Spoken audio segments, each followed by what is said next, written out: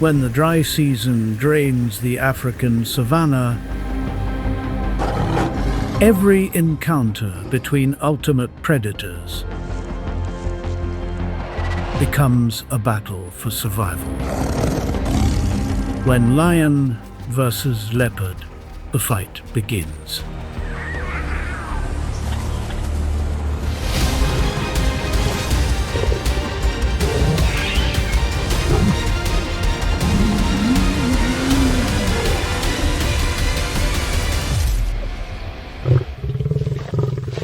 Comment below and tell us where you are watching from before we begin. Africa's most dangerous battle for survival.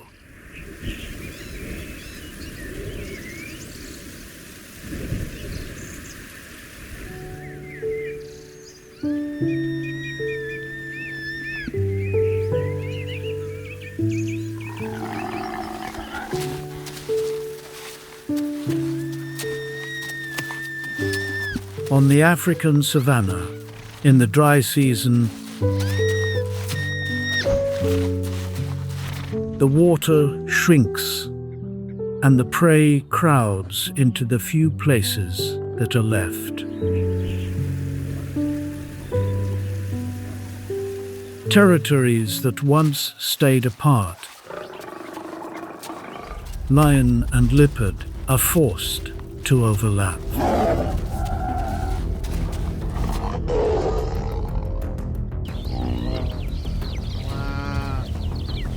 A single waterhole that has not yet dried can draw dozens of species at once, turning every drink into a gamble with your own life. In years when the rains come late, this season arrives sooner and lasts longer. No species gets to avoid the dry season. Each one only chooses how to face it.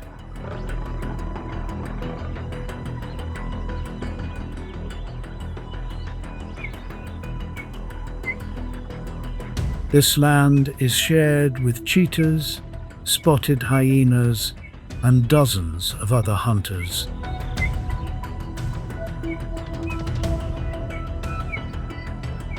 Each one carrying a survival strategy of its own.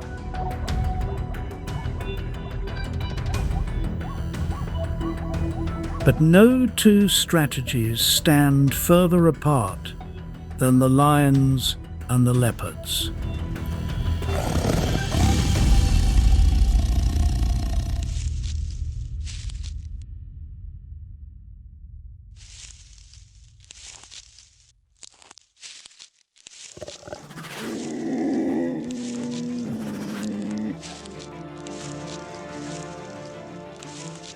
A leopard is born with no place in a group.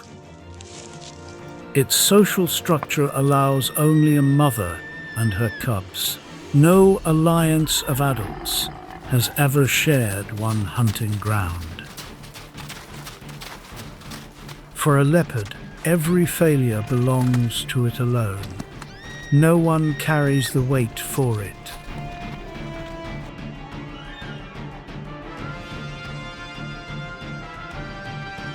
The lion is the opposite. Its power has never come from one perfect strike. It comes from a perfect group hunt. Two strategies, one stretch of land, one dry season, just as hard on both.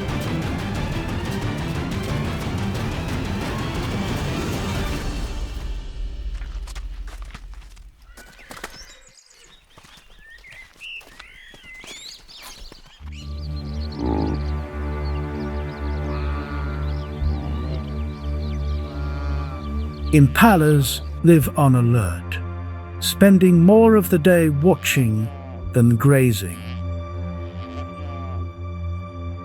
Bringing one down takes absolute patience, the kind only a hunter that works alone has the time to build.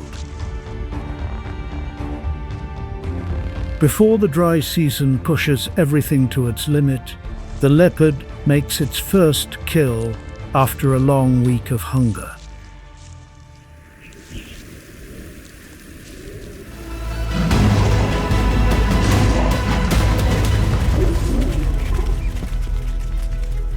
One impala. The first real meal in more than a week. A leopard's bite is strong enough to hold prey twice its own body weight.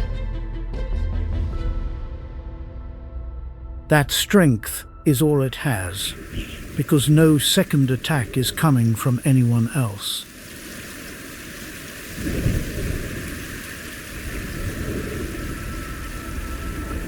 But the smell of a fresh kill does not carry to one animal only.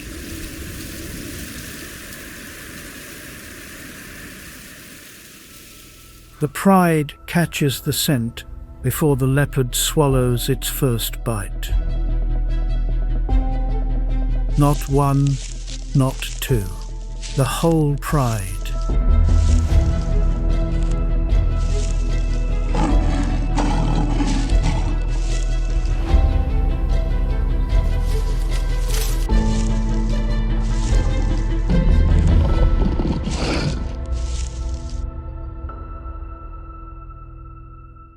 It does not fight the numbers. No animal hunting alone is reckless enough to try.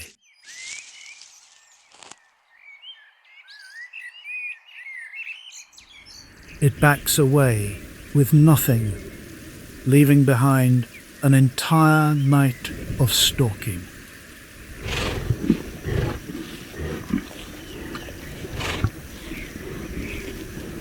On the African savanna, the right to eat does not belong to the best hunter. It belongs to the largest group.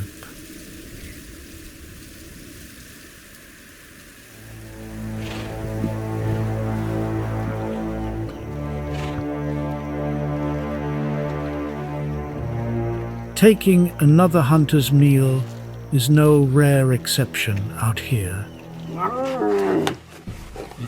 It is a strategy, bitter, but far cheaper than hunting from the start. Lions will use it anytime the chance appears. This is the first law of the ultimate predators. Numbers eat first.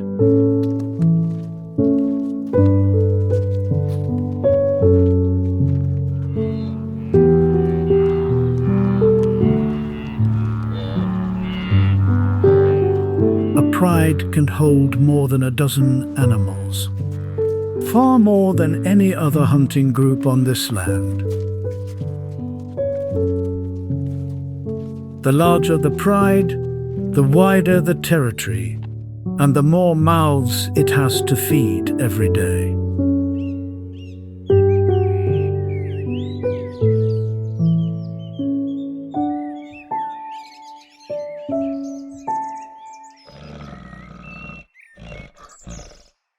Stealing a meal proves nothing on its own.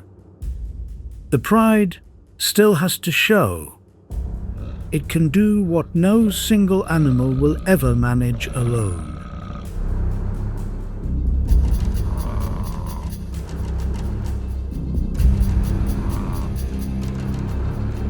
Some drive the herd, others lie still and wait for the moment.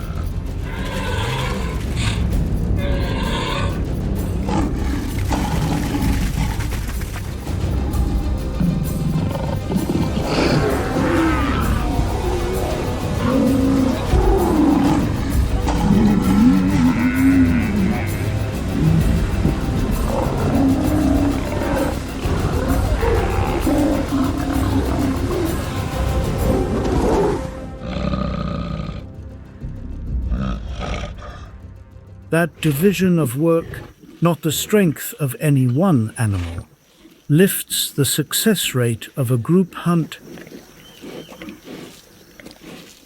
to around 30%, close to double what a lone hunter manages. Prey that no solitary hunter would risk now lies in the hands of a group.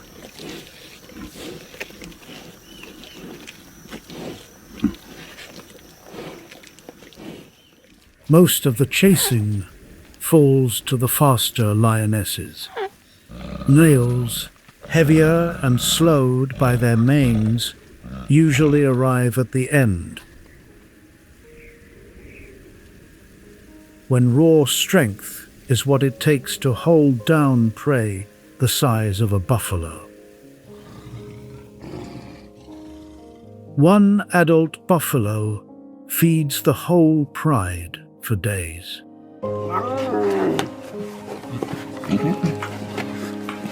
Even inside a pride, the order of eating is not shared evenly.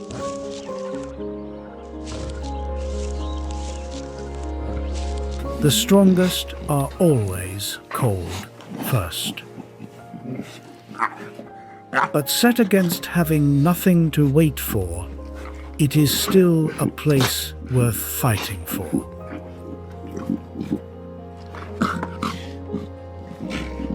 After a full buffalo, the pride can rest for days, burning far less energy than a hunter forced to work every single day alone.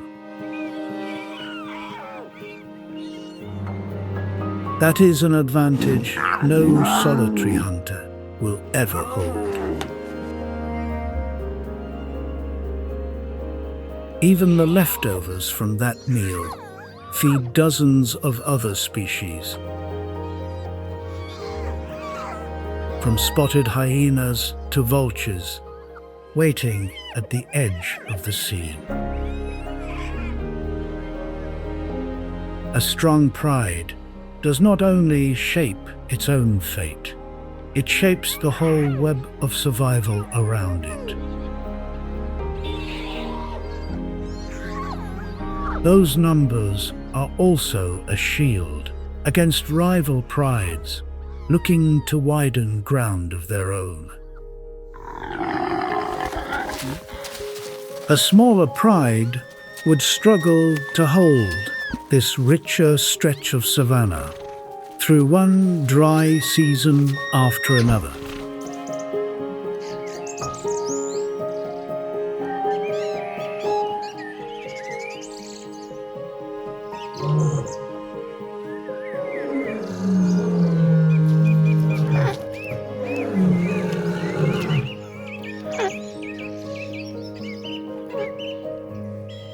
A roar from the whole pride carries for miles through a quiet night.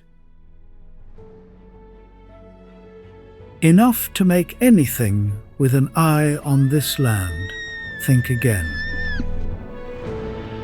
The leopard will never have that weapon of shared sound. It has only silence, and silence threatens no one from a distance.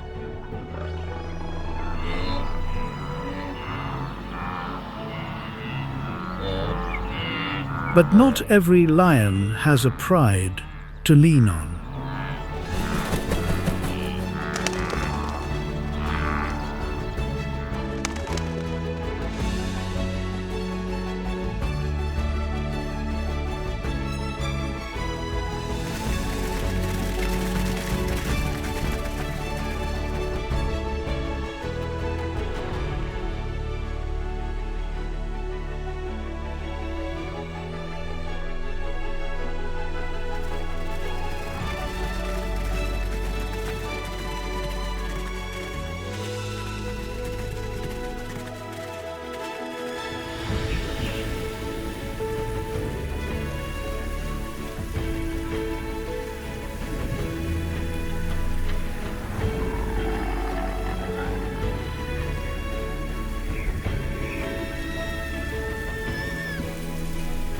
When they reach maturity, at around 2 to 3 years old, young males are driven out by their own pride.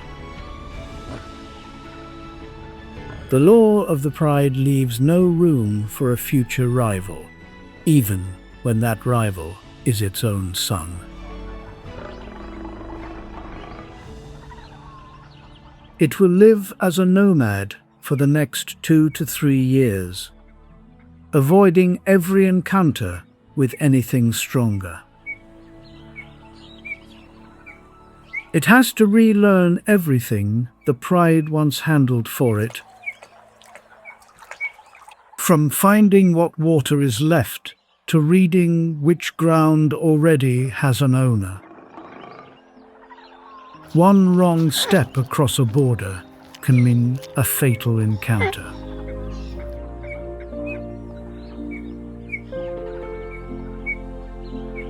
A few are lucky enough to find allies in the same position, forming a small coalition to survive this stretch together.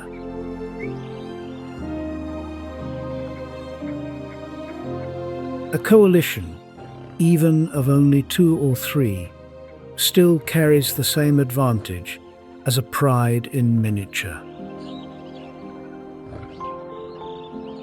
But not every young male gets that luck.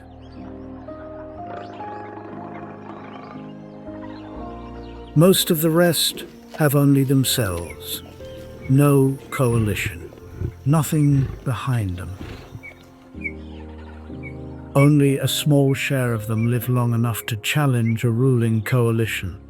Most never get the chance to return to a pride of their own.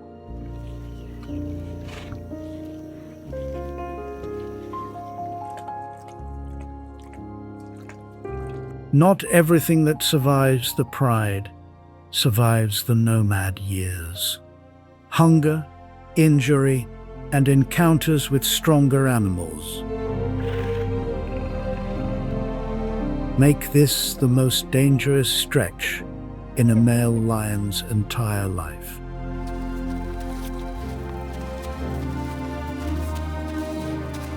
When it cannot hunt, sometimes all that is left is another animal's leftovers.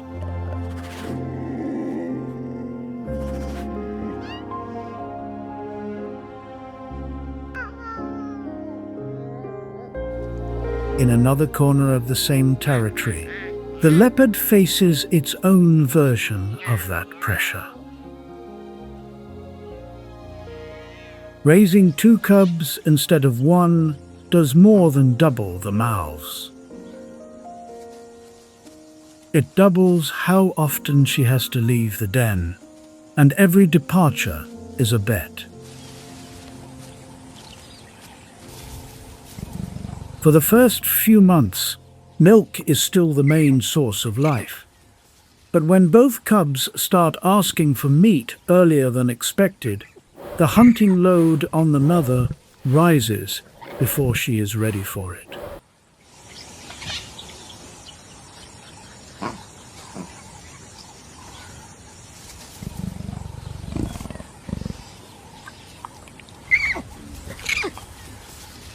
It takes close to 2 years for a leopard cub to learn enough to live on its own.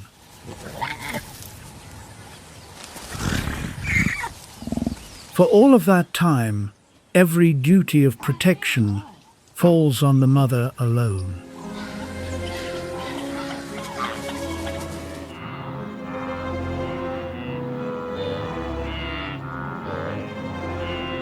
The adult buffalo form the outer ring, the calves always in the middle.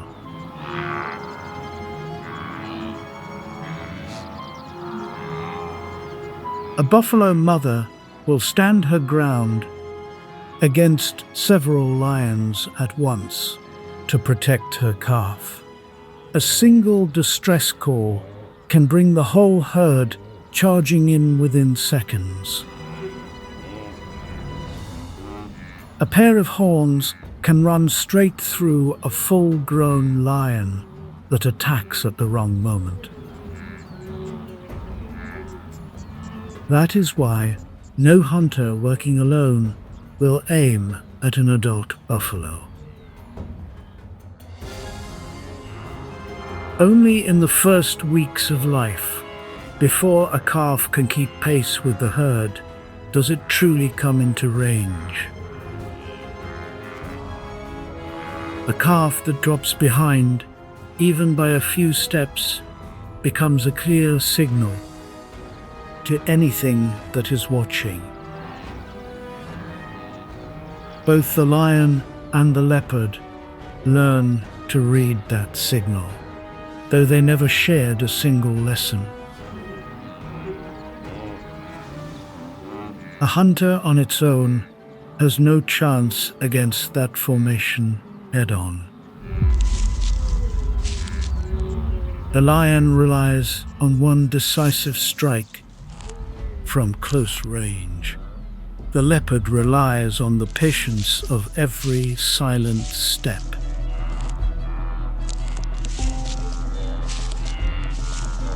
Different skills, the same purpose, when there is no one left to lean on. And for both of them, that moment comes only when a prey leaves the herd.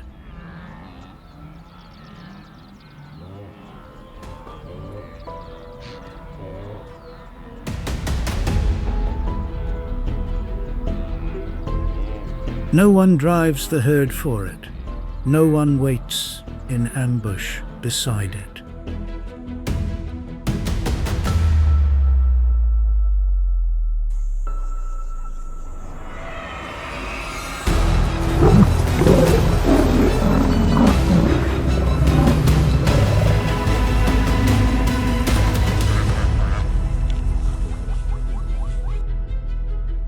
One chance only, and one mistake is enough to cost it everything.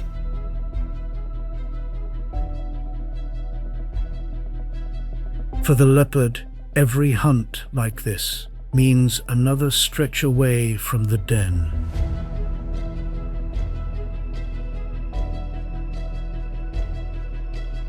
Hunting alone succeeds far less often than hunting in a group.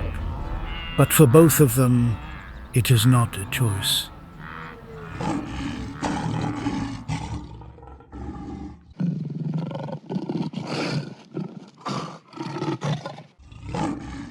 For the lion, that price can be its own life.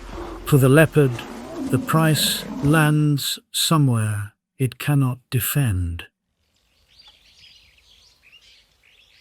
Building quietly where it cannot see.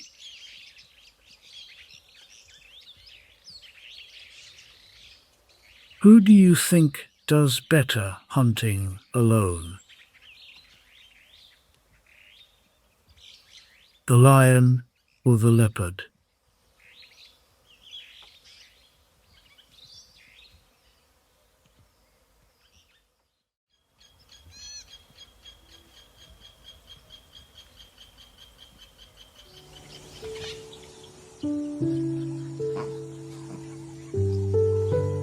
Every time the leopard stays away longer, the gap behind her grows longer too.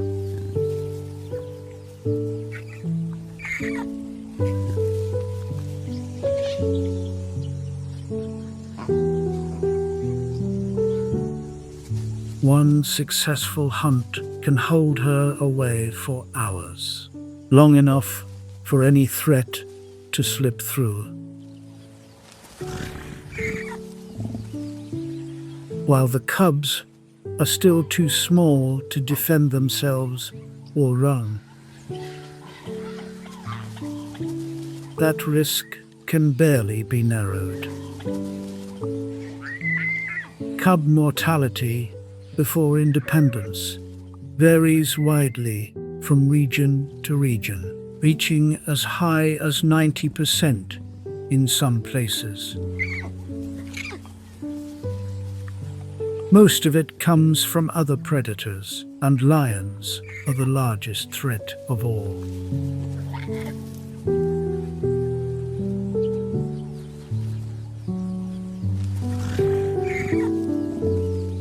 Some leopard mothers answer this by changing shelter often. She moves the cubs between different rock crevices and thickets, so that no predator has time to memorize a fixed location.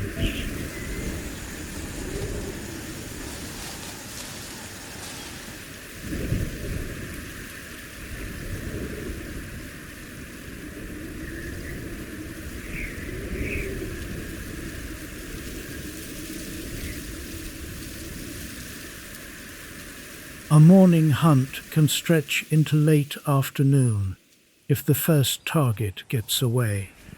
The more attempts that fail, the longer she has to stay out. And the space around the den opens wider with every passing hour. As the cubs grow, their demand for fresh meat grows with them, and the trips come closer and closer together.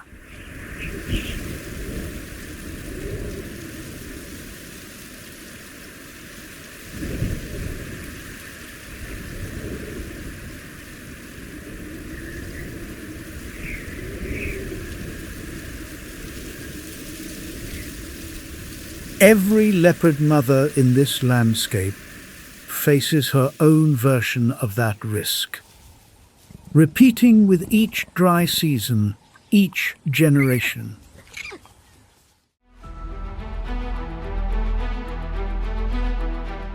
And this time, that gap is no longer theoretical.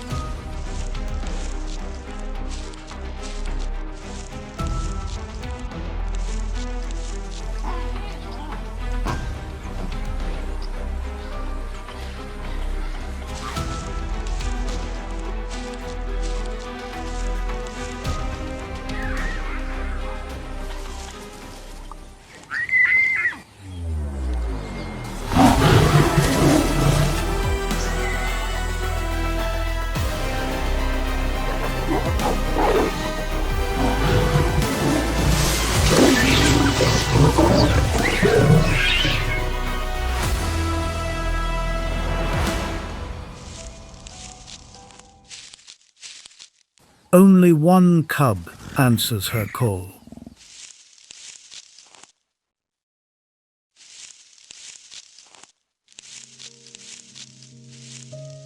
For the lioness, this was never a hunt for food. It is the instinct to remove a future competitor before it has the chance to grow. A cold act, but not one outside the rules of this entire land.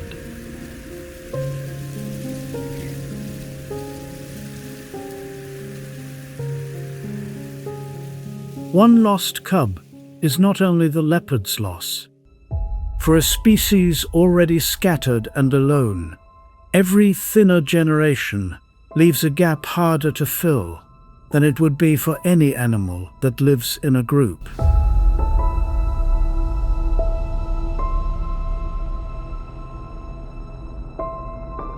Meanwhile, the prides expand steadily with each generation.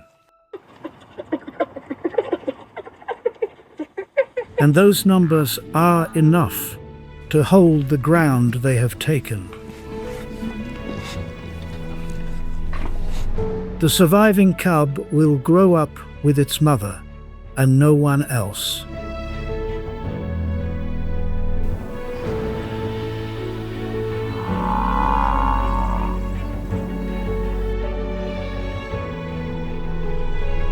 Tomorrow, the sun rises on the same land, and the rule between the group and the solitary keeps running, without waiting, without mercy.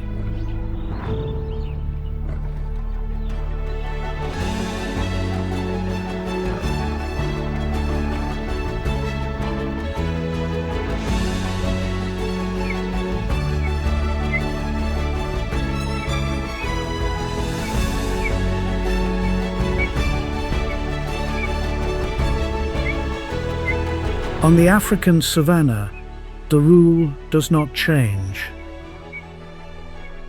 Numbers survive.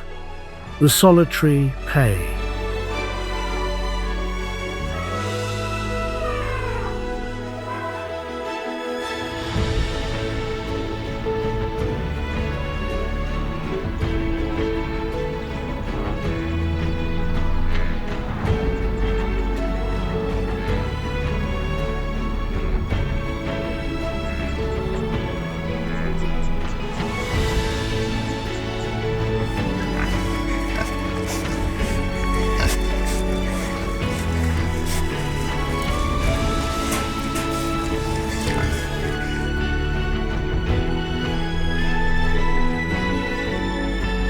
No species out here exists apart from the others. Every win for the pride, every loss for the leopard, shifts the balance of the whole system around them.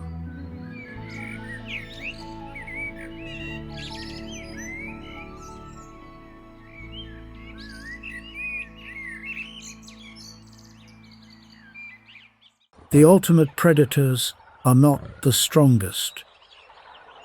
They are the ones that know who they belong to. Year after year, the dry season returns. And the rule between the many and the alone is written again from the start. So what do you think wins in this savage kingdom? Numbers and tactics, or the nerve of the one that stands alone?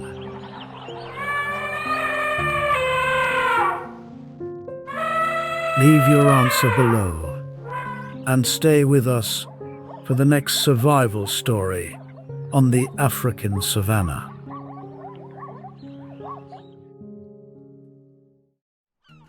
For many centuries, the Falkland Islands were completely devoid of native inhabitants.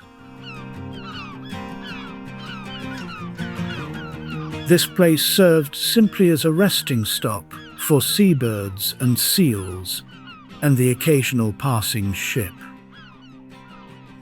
In 1592, British Captain John Davis became the first person to catch sight of these islands from the deck of the Desire.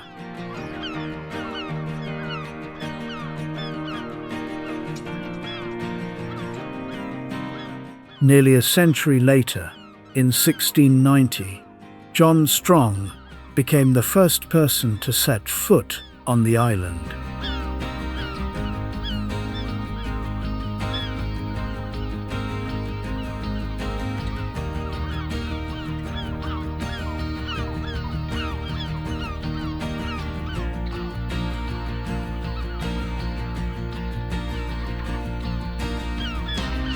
And he named the sound between the two main islands Falkland Sound, a name that was later used to refer to the entire archipelago.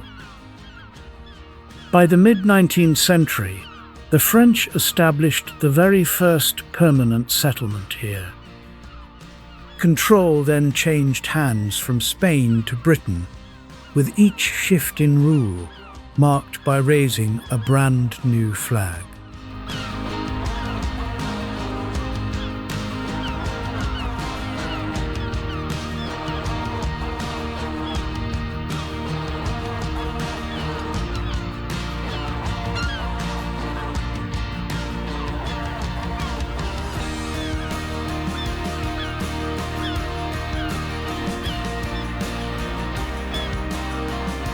By 1811, all parties had withdrawn, leaving the Falkland Islands completely deserted for 2 full decades. Until Argentine forces arrived in 1832. Less than 3 months later, a British warship entered the harbour and lowered the newly raised flag.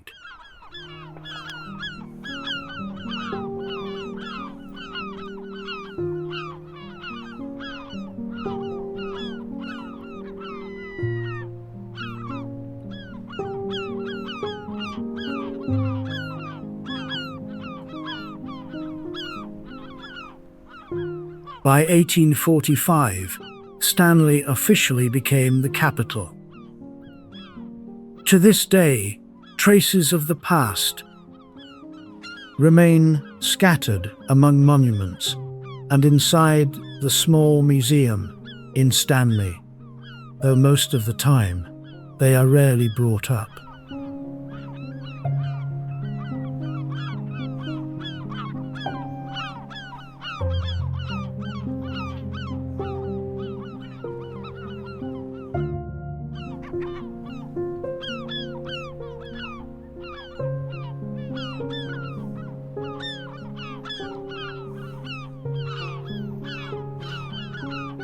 Daily life continues to unfold. Nearly 4,000 residents wake up each morning.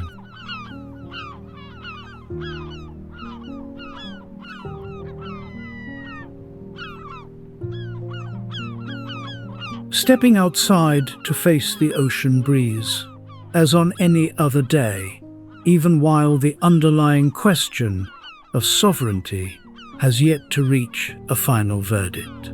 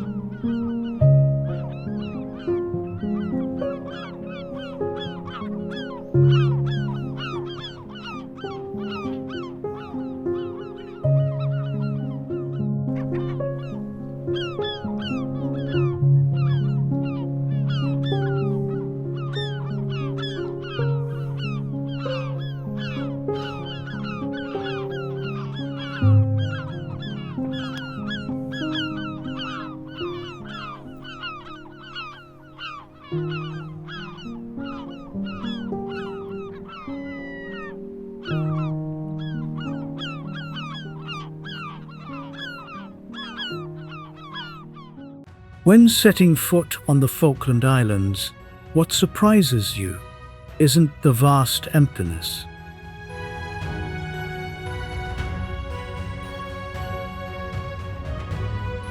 But the fact that amid wind-swept grasslands appears a charming little town. Neatly arranged and filled with familiar touches of daily life. That town is Stanley, the capital of the archipelago and home to the majority of Falkland residents.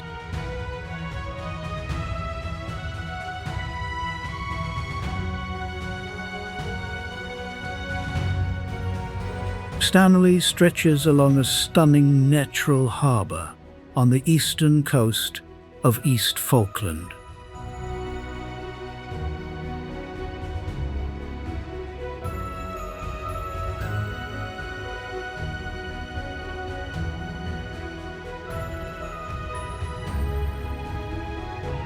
Seen from above, the town resembles a vibrant, colourful ribbon, standing out against dark green grasslands.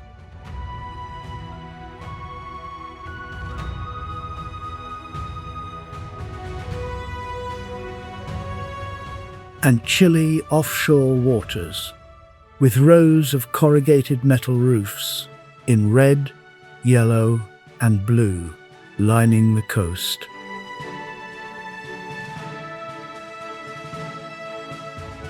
Walking down Ross Road, the strong British influence is clear through signature red mailboxes and low-slung houses facing the sea.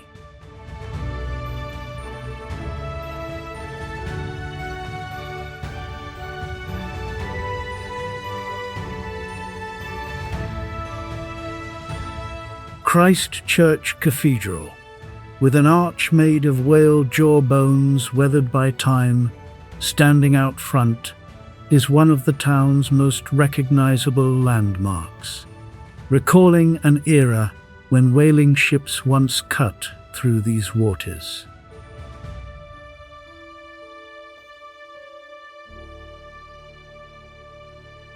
Stanley is not an overly large town.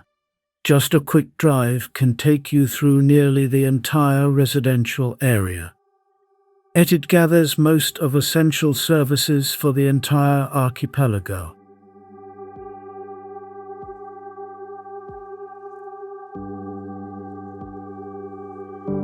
The streets only really come alive when cruise ships dock at the port. When night falls, warm lights softly spread inside cozy pubs, creating a heartwarming feeling of a tight-knit community where everyone easily recognizes a familiar face on the street.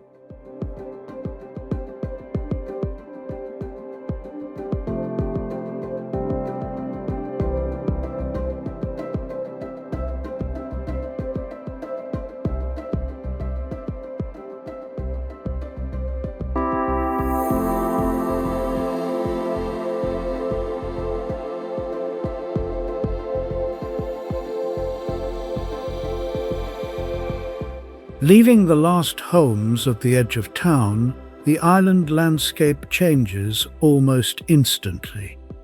Paved roads give way to winding gravel paths, cutting through vast grasslands.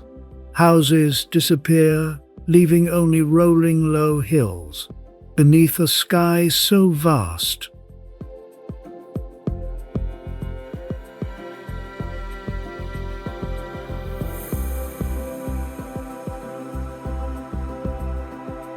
it feels practically endless. Falkland residents have a special name for this countryside: camp, derived from the Spanish word campo, meaning countryside. This word refers to all the scattered farms,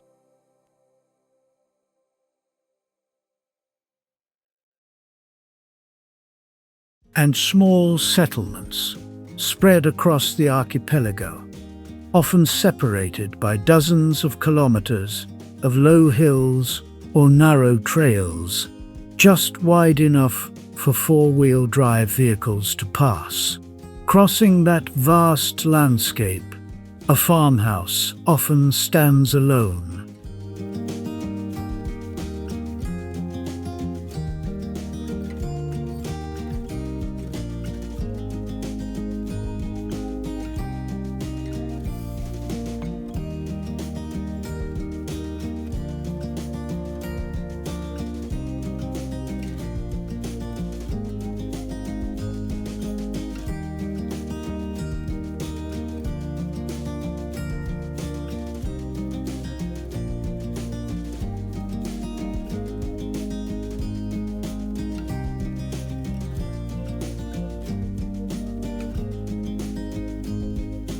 With sheep shrinking into the distance across an endless open expanse.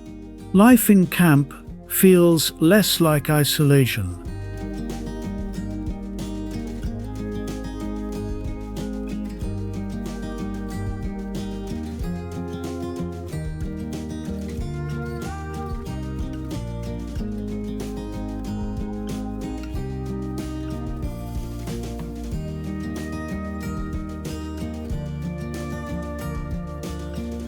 And more like deep tranquility, a silence far profounder than anything you could find in Stanley.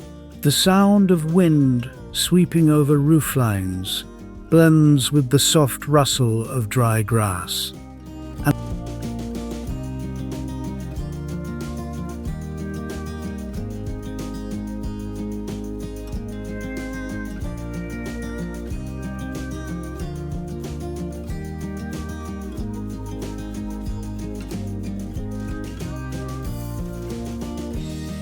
And from somewhere behind, rolling hills, the distant roar of ocean waves echoes through the air.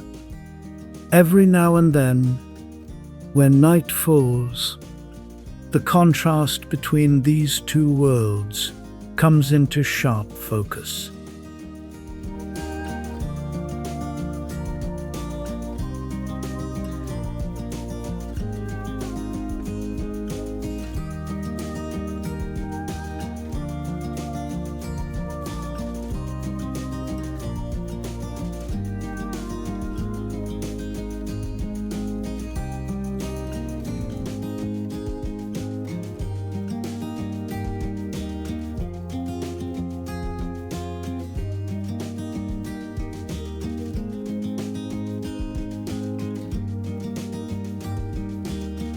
A typical day in the Falkland Islands begins when the pastures in Tamp are still soaked with morning dew and the first streaks of dawn break over low hills.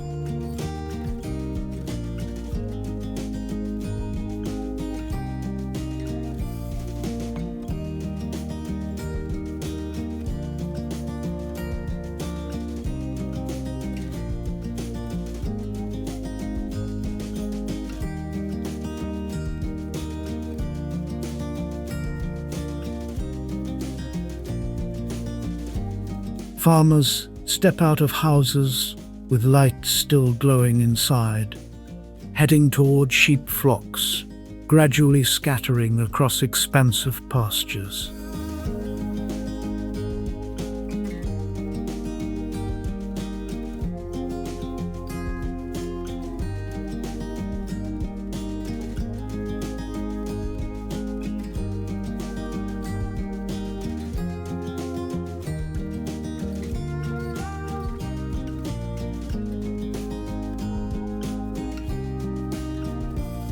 Winds here can shift on a dime, and rain can pour without warning, so work rarely follows a fixed schedule. Over generations, sheep have been tied to island life.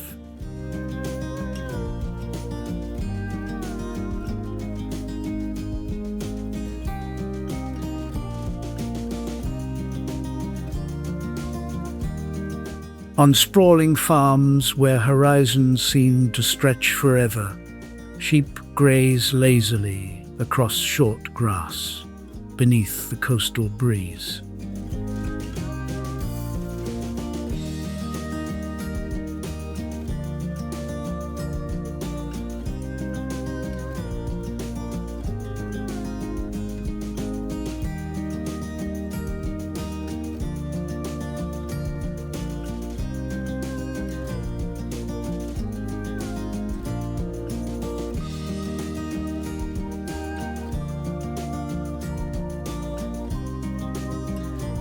When sheep shearing season arrives, quiet shearing sheds suddenly hum with the buzz of clippers.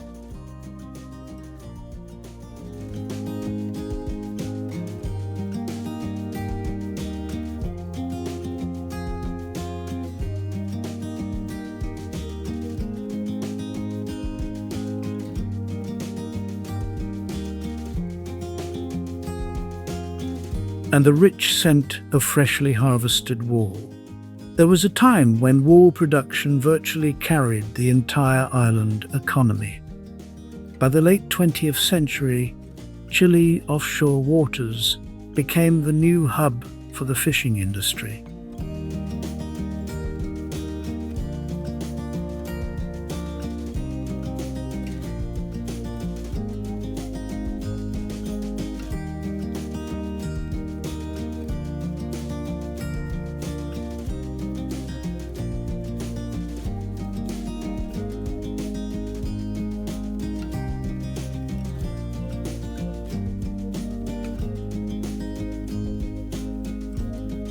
With two highly valuable squid species, ilex and ligo, generating most of the island's revenue.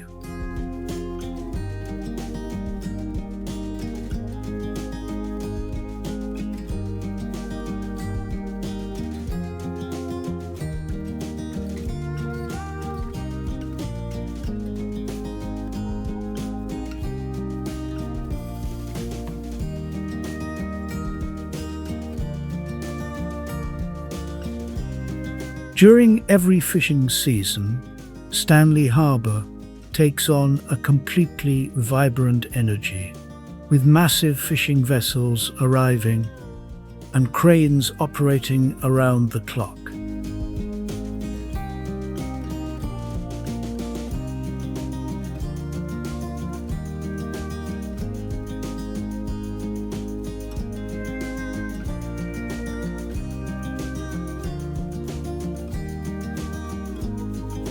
That steady stream of revenue helped the Falklands invest heavily in infrastructure.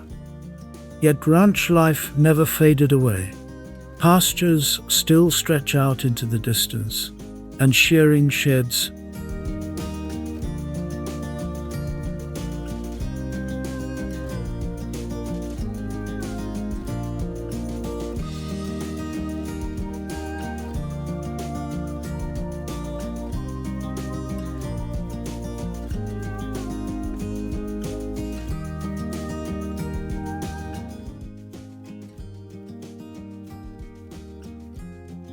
continue to come to life whenever the season arrives.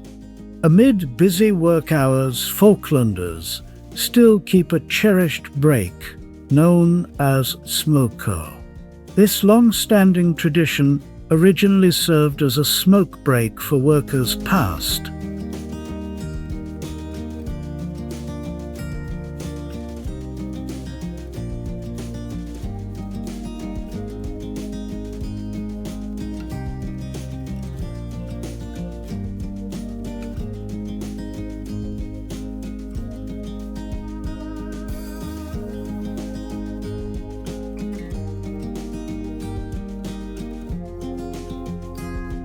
When everyone put work on hold and gathered around hot cups of tea while the wind rattled against corrugated metal roofs.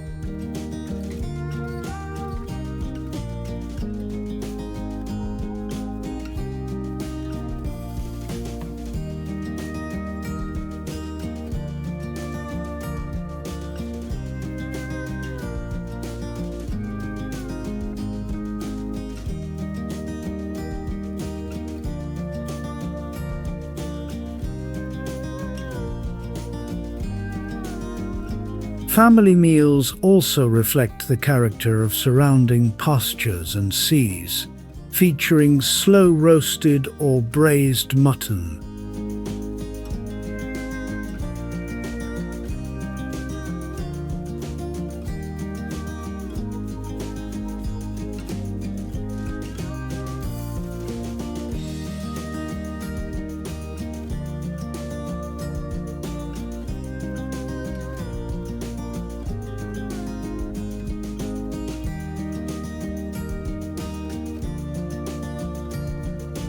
Alongside fresh fish and squid caught right in local waters. This is often a time when neighbors and loved ones linger a bit longer after a hard day's work, as savory aromas turn the kitchen into the warmest room in the house.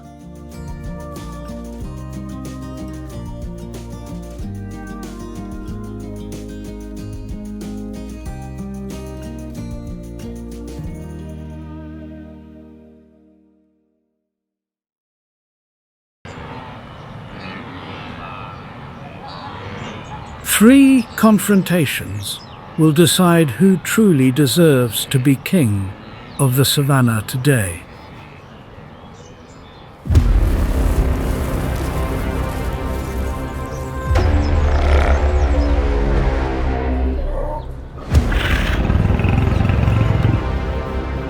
A chase for speed, a struggle for strength, a dry season that tests even the lion.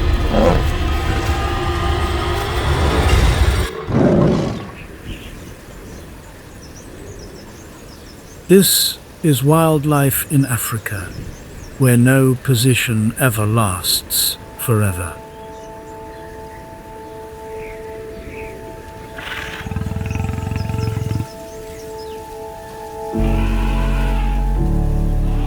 The Serengeti, the Luangwa Valley, Kruger.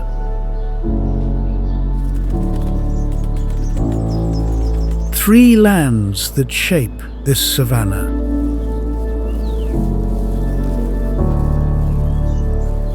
The dry season is at its peak, a test the Creator has set for every living creature.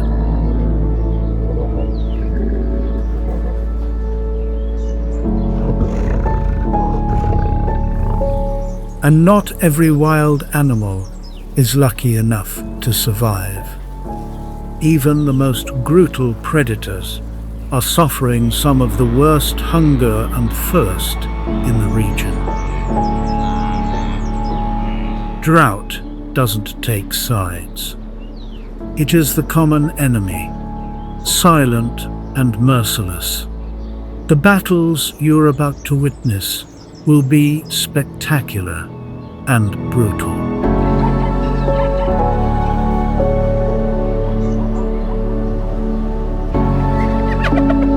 Before we begin, leave a like and subscribe to support the channel.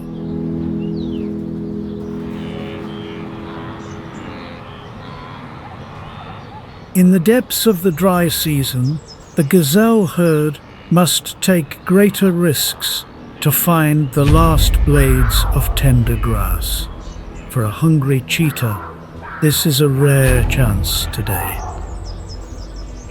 This species tactic isn't about speed, but about choosing the right moment to strike.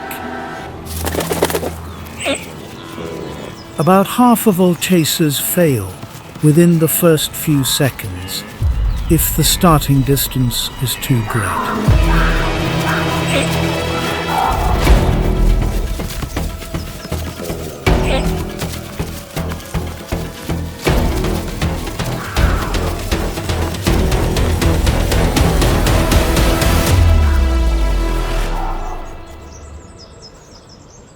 In less than a minute, it was all over.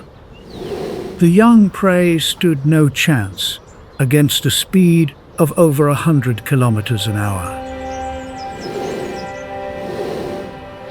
The hunt succeeds, but the price of that speed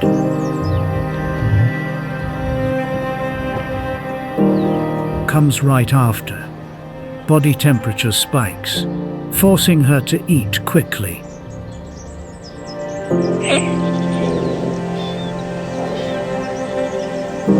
Before something stronger steals what she's earned. Most cheetah cubs don't survive their first year, killed mostly by lions, leopards, and hyenas.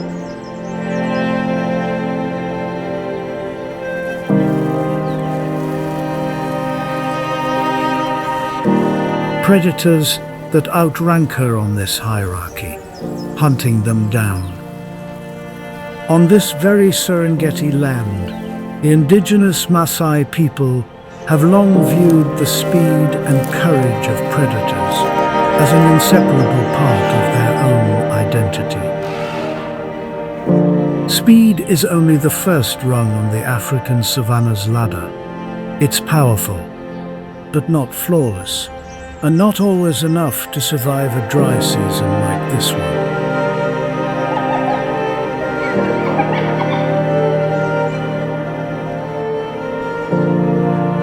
Climate scientists have noted El Niño as one of the leading causes behind this year's unusually prolonged dry season.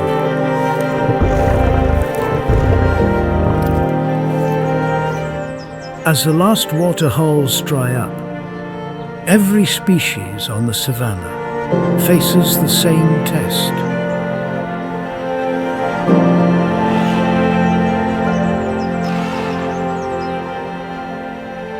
Even giants like elephants must travel far beyond their usual range, sometimes dozens of kilometers a day, just to find what water remains. That pressure spares no one.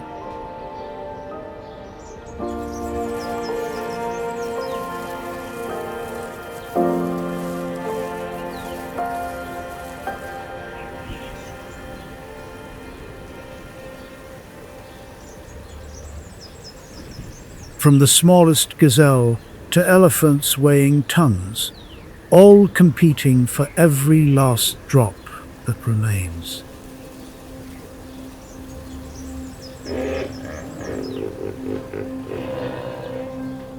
Not far from where the chase just unfolded, a hippo no longer had the strength to wade to the next waterhole.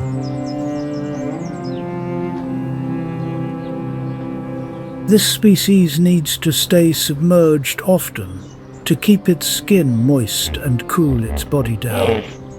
When drought drags on, that very need becomes a fatal weakness.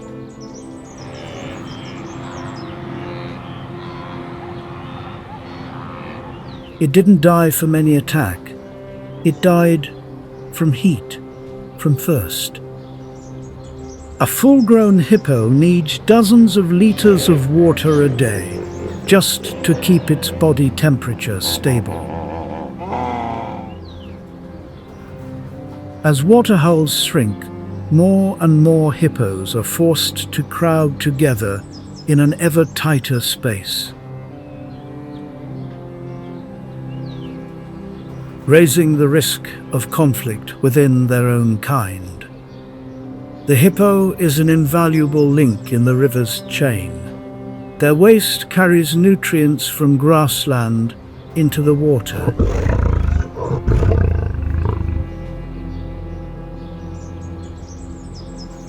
Feeding an entire ecosystem.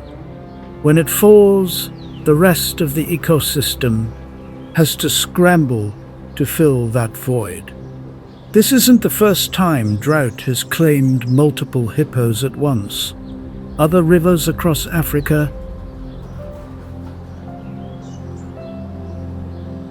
have recorded similar mass die-offs whenever the dry season drags on longer than usual. The death of an animal this large is never just a loss for the hippo alone. It shakes an entire link in the region's food chain, but at the same time, it opens a rare opportunity for other species struggling through the very same dry season. News of the carcass spreads fast. Vultures are the first to find it, with eyesight sharp enough to spot a carcass from kilometers away in the sky. One of the 2 vulture species that just arrived here is now listed as critically endangered. Its population has dropped by more than 80% in just the last 3 generations, mostly from poisoning. Without them, carcasses decompose more slowly, and the risk of disease spreading through wildlife rises significantly. It's usually the first to know of any death on the savannah, but knowing first doesn't mean eating first. Hyenas and jackals often arrive just as quickly, but before a carcass this size, priority always belongs to whoever has the greater size and strength. A coalition of lions, usually 2 blood brothers, seizes control within minutes. The hippo's hide, 5 centimeters thick, means even a lion's fangs need hours to break through. This rare feast will feed the whole pride for days to come. The deadliest force here isn't any predator at all. It's the drought itself. Even those well-fed right now will soon face the very same test. Even the biggest meal of the season is only a brief pause between 2 hungers.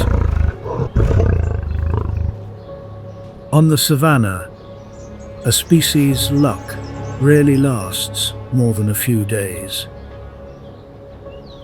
If even a well-fed pride depends on luck, what do you think awaits the ones with less of it? Leave a comment with your prediction for the next battle before you keep watching.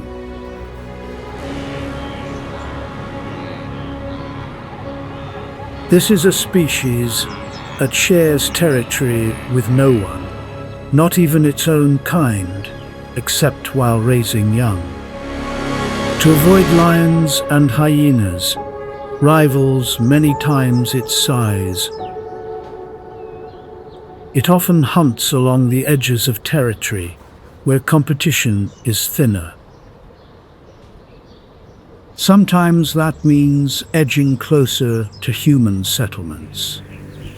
Its greatest advantage, blending into the parched terrain, is really just a loan borrowed from the drought itself.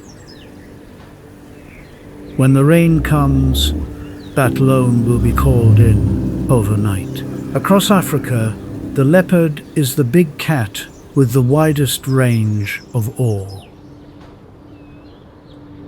But its population is steadily declining from habitat loss, especially in areas bordering farmland. Nearby, a clan of spotted hyenas is also fighting over what's left of the dry season. This is one of the few large carnivores where the female, not the male, is the one who leads. A clan can number several dozen individuals, following a rigid hierarchy, upheld strictly across generations. In many African folk traditions, the hyena is seen as a two-faced creature, both feared and bound to the spirit world.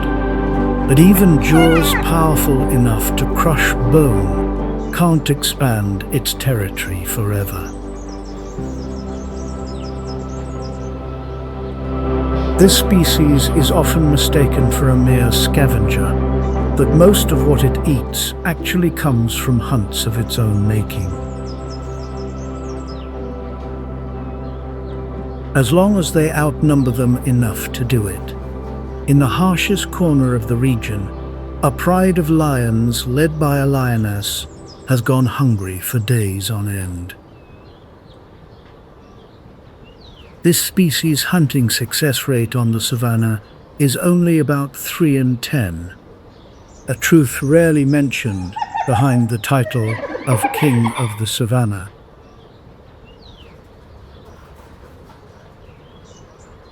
The male of the pride rarely takes part in most hunts himself. His main role is defending territory and cubs against intruders. According to the IUCN Red List, the number of adult lions left in the wild now stands at fewer than 20,000, vanished from most of their historic range. Most of the cause traces back to habitat loss and conflict with humans.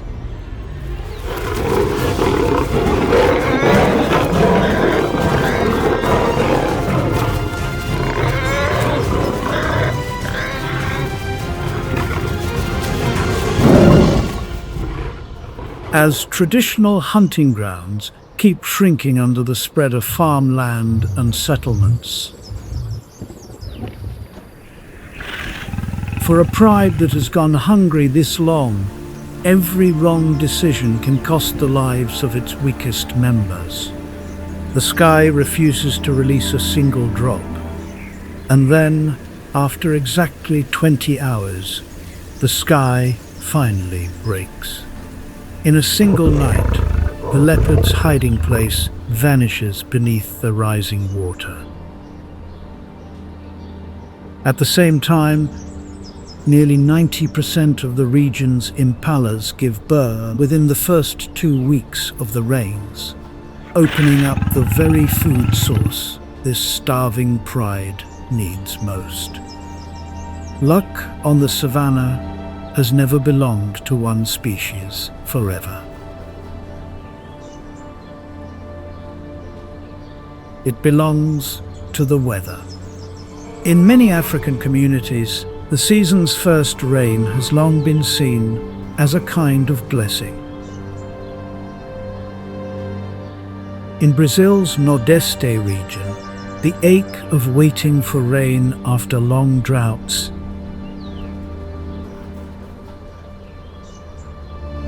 runs just as deep in the memory of generations. Perhaps that's what the savannah and every other arid land on Earth understand.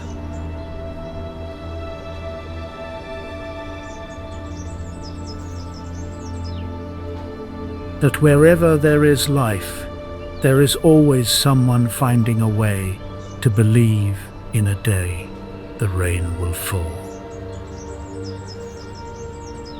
3 confrontations, 3 rungs of power, but none of them permanent here. This hierarchy has never been a fixed order. It shifts with every season. Whoever leads today may be the weakest by next season, even carrying the title of King of the Savannah. The lion itself nearly didn't survive this dry season. No throne in this wild kingdom lasts forever. But this story doesn't happen in just one dry season. It repeats year after year across all of Africa.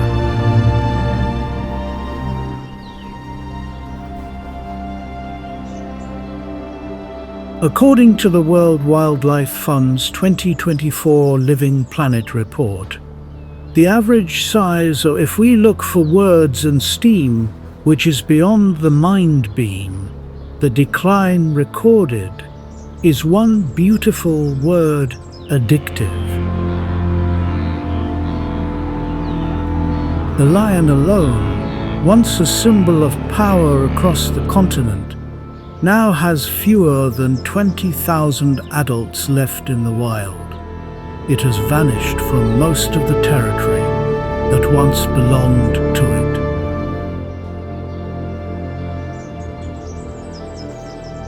But the savannah isn't only about decline. Many conservation organizations are relocating thousands of wild animals.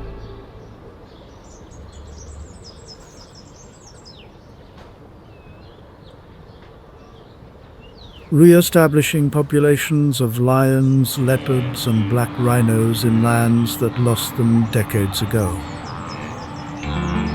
Cross-border ecological corridors are being built as well. They let large species roam freely between isolated protected areas, instead of being trapped in shrinking patches of land. Not every miracle comes from a single rain. Sometimes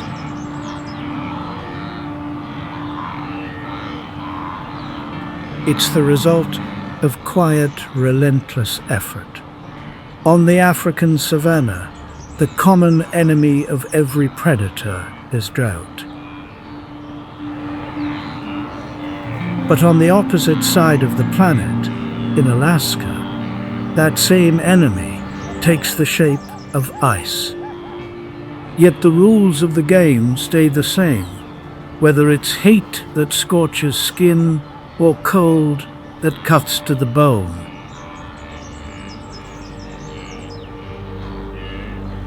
The environment is always the force that decides who lives, who dies, not fang or claw. After 5 to 7 months of hibernation, the black bear of Alaska wakes with a body nearly drained of energy. There's no time left to rest, because whatever food survived the winter lies scattered and hidden. Its nose makes up for that, a sense of smell 7 times sharper than a dog's, sharp enough to detect food buried deep under earth or snow. But the black bear doesn't eat just to survive the day. Every time it crosses the forest, it unknowingly plants new seeds in the soil through its own droppings. Digging for food also loosens the soil, making it easier for plants to spring back after winter. A predator that just woke up turns out to be quietly feeding the very forest that fed it. A pack of grey wolves in Alaska hunts in formation, each one holding a fixed role in the encirclement.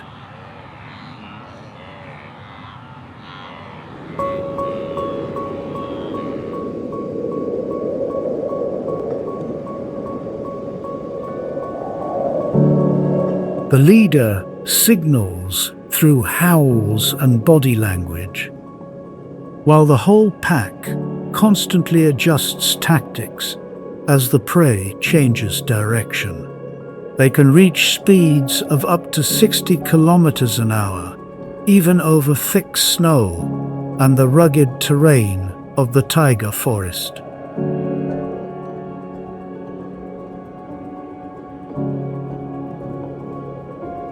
But what truly brings down the prey isn't that initial burst of speed. It's the ability to stay on its trail for hours on end, until the prey is utterly exhausted. In a land where the cold can kill the weak in only a few hours, endurance is the weapon that truly decides.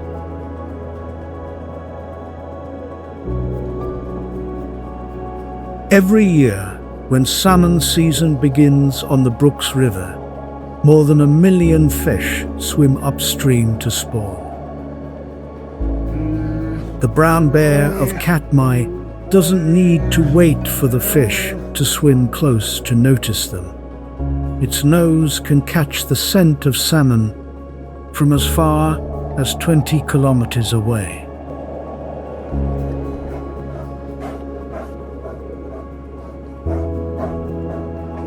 At the peak of the season, a full-grown brown bear can eat up to 40 kilograms of fish a day, stockpiling energy for the winter ahead.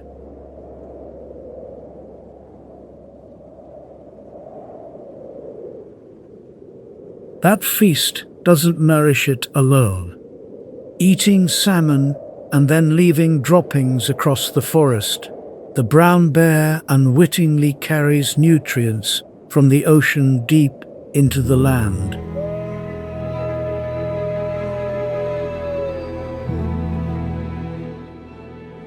Feeding trees that have never once touched the sea.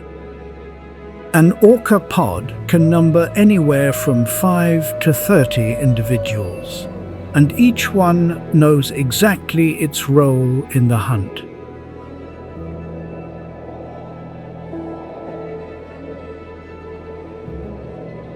A study published in 2024 in Marine Mammal Science found that orcas possess exceptional memory, able to learn hunting techniques from older members of the pod. That knowledge isn't lost with each generation. It's passed down and sharpened over time. The result is a hunting success rate of up to 80%, far higher than most other predators on the planet.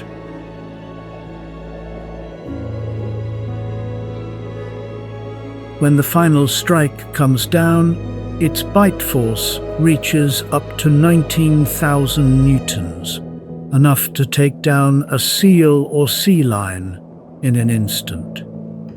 The polar bear's fur has no white pigment at all. Despite how it looks to the naked eye, each strand is hollow and translucent, reflecting light in a way that blends its entire body into the white snow around it. With that natural camouflage, the polar bear chooses the most patient hunting method there is, lying in wait beside breathing holes in the ice.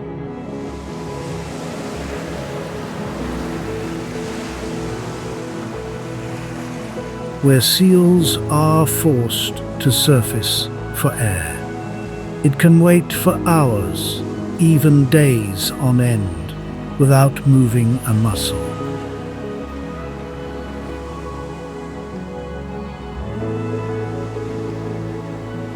The instant the prey's head breaks the surface, the strike comes down with a bite force of up to 1,200 pounds per square inch.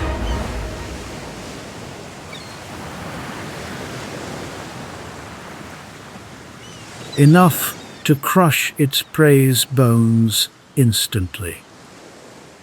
The savanna has drought as its common enemy. Alaska has another common enemy, growing by the year, the disappearance of the very ice that sustains the entire chain of survival. Summer sea ice coverage in 2023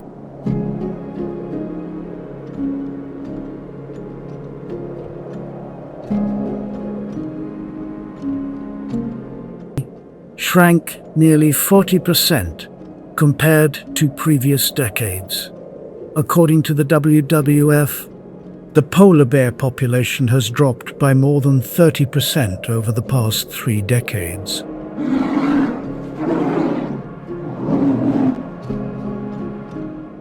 Due to the loss of hunting grounds on the ice. If this trend doesn't change, that number is projected to fall by another 50 to 70% by 2050.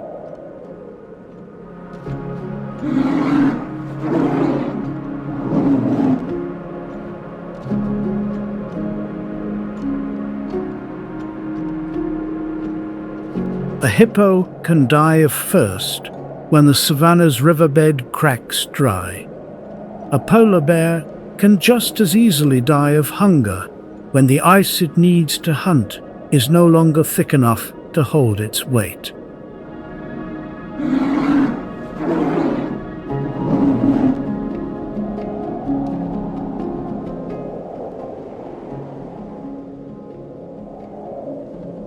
Whether at the planet's hottest or coldest extreme, the one who decides who survives has never been the strongest species. It has always been the environment they live in.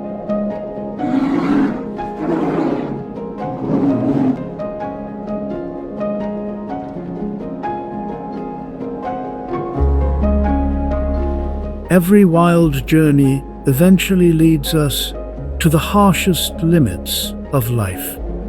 Right now, the spotlight on survival turns to the Caatinga, the arid white forest of northeastern Brazil.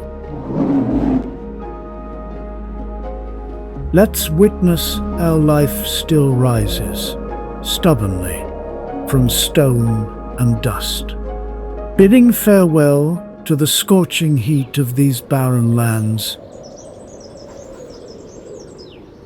Nature's pulse calls us back to the heart of Africa, where millions of hooves shake the earth in an endless search for new life. Crossing rivers tick with lurking crocodiles and the fangs of predators. This is the Great Wild Migration.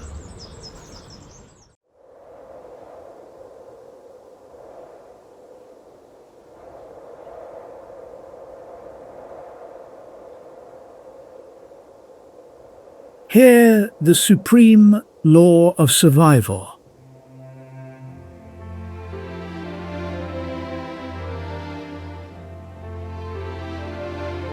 No one survives alone. Each species has an army of its own. Together, they carry out relentless hunts. The cunning strategist and the king. They are not overcome by the dry season.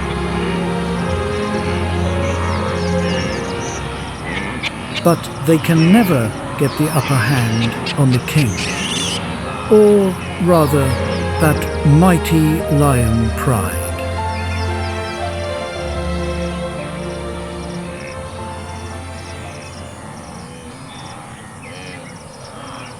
Yet, a lifetime of coexisting has forged a mutual pact between them. A treaty of survival for the two most formidable predators of the savannah. The sun is already golden enough for the animals to begin moving, and one species is walking toward the waterhole, unaware it is being watched.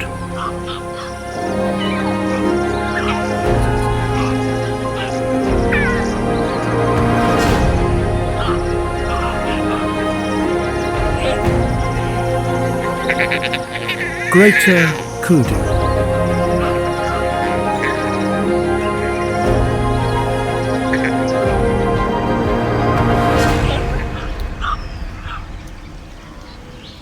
An adult male.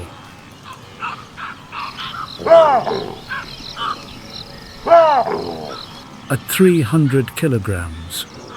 Spiral horns reaching 2 meters above the ground.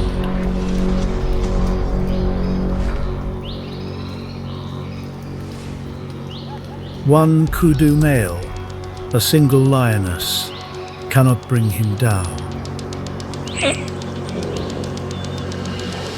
It takes at least two, all moving toward the waterhole.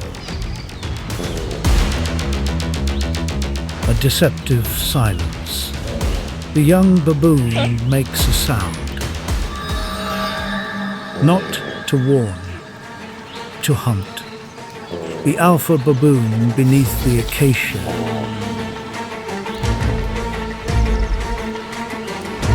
lifts its head. It does not look at the young one.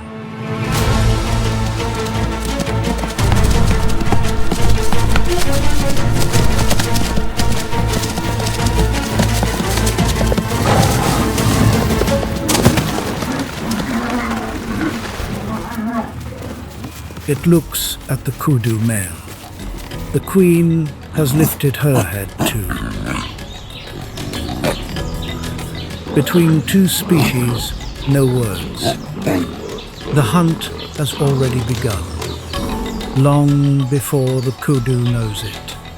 Every second, the kudu moves 1 meter closer to the waterhole. Every second, 1 meter further from escape. The mathematics of a hunt executed by two species, not one.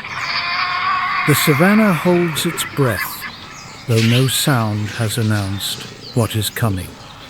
In the branches, the young baboon stays motionless.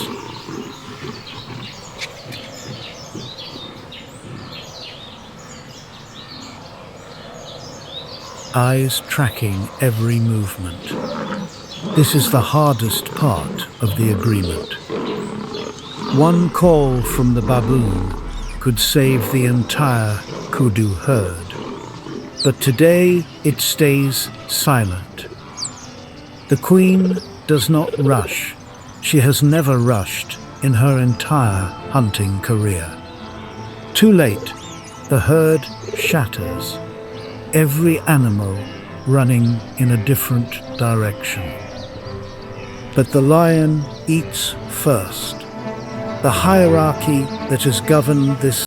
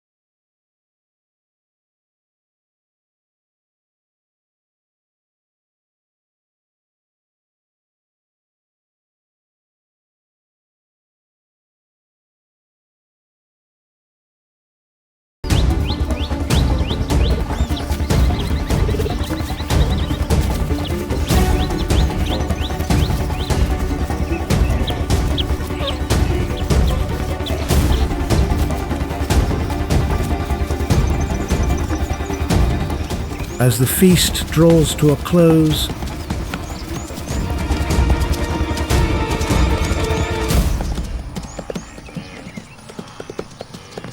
the lions yield space to their allies from the canopy above. Two kingdoms share one kill, neither invading the other, and life continues.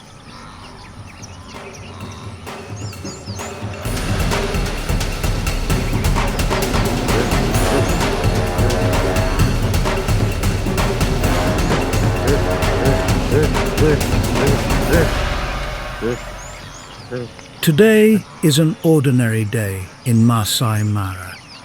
Tomorrow will not be. Beneath the acacia, the ground has cracked open. The drought has lasted longer than memory reaches. A male cheetah, Acinonyx tubatus, the fastest land animal on the planet, 110 kilometers per hour. Adult male cheetahs typically form coalitions of 2 to 3 individuals. There is strength in numbers, even for the fastest predator alive. Running alone means being 50% weaker. But today, the cheetah is starving. 4 days without a meal. But today, the cheetah is starving. 4 days without a meal. The cheetah does not care whose territory this is. It only knows one thing. There is prey here. The baboon troop begins sending threat signals. The pact of this waterhole is not negotiable. The cheetah does not understand, or is too hungry to care. The troop moves.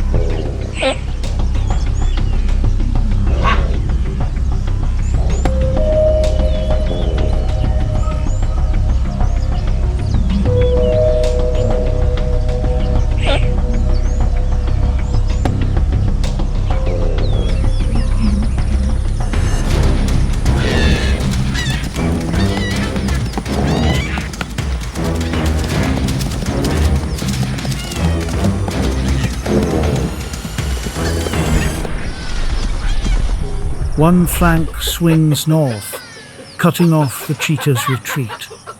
Another flank swings south, sealing the escape route. The cheetah drops into a stalk, then launches like a bullet, splitting the wind, 110 kilometers per hour. The absolute limit of bone and muscle fiber, a mechanical feat of evolution that no other land predator can match. For 60 seconds, the cheetah is the scythe of fate, but glory lasts only an instant before exhaustion arrives. The cheetah collapses, chest heaving in oxygen debt. It needs 15 minutes to cool down.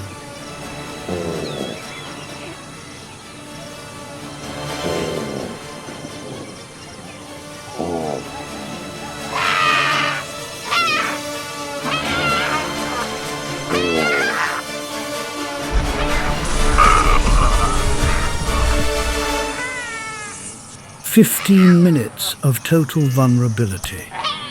But baboons will not let any predator disrupt the order of this territory. The troop surges forward. The cheetah abandons the kill and flees.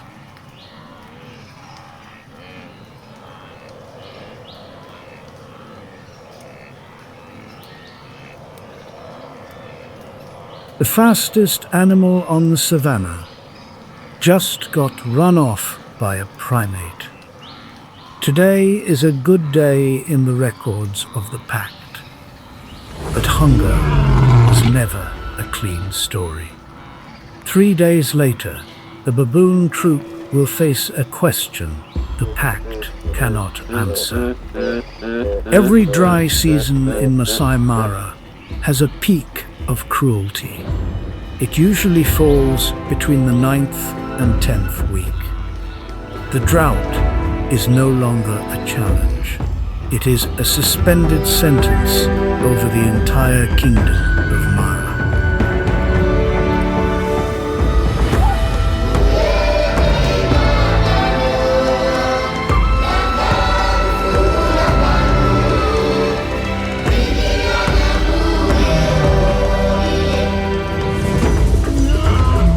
The energy in the grassland drops below the threshold of life.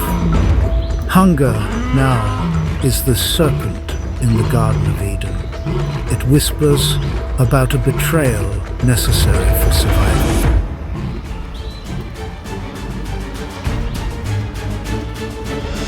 The sentinel in the canopy no longer watches the sky, it watches down. A weakness moving. Two impulses collide.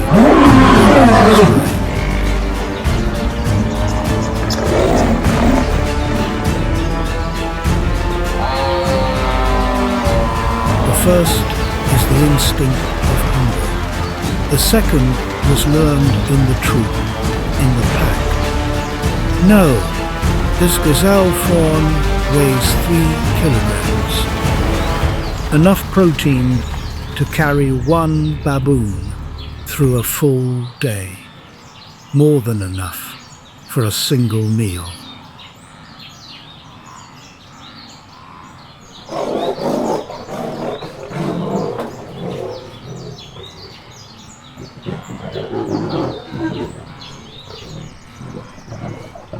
Today, 3 days of hunger wins.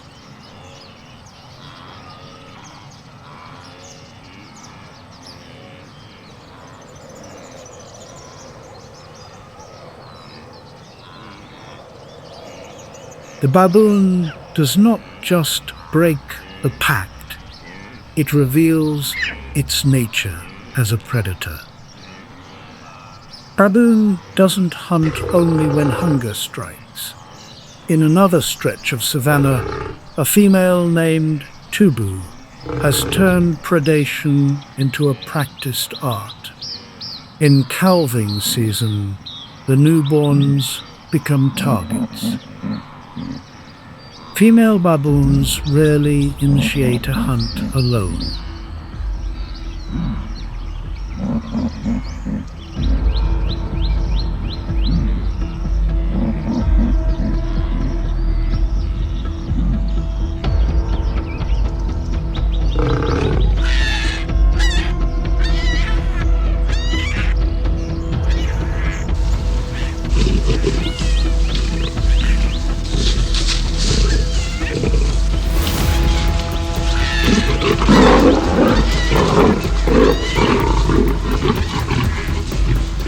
But Tubu stalks and seizes an impala calf, as cold and precise as any leopard. A male immediately rushes in to claim the kill. Tubu waits for scraps. What makes it truly unsettling, the impala herd keeps grazing right beside the troop.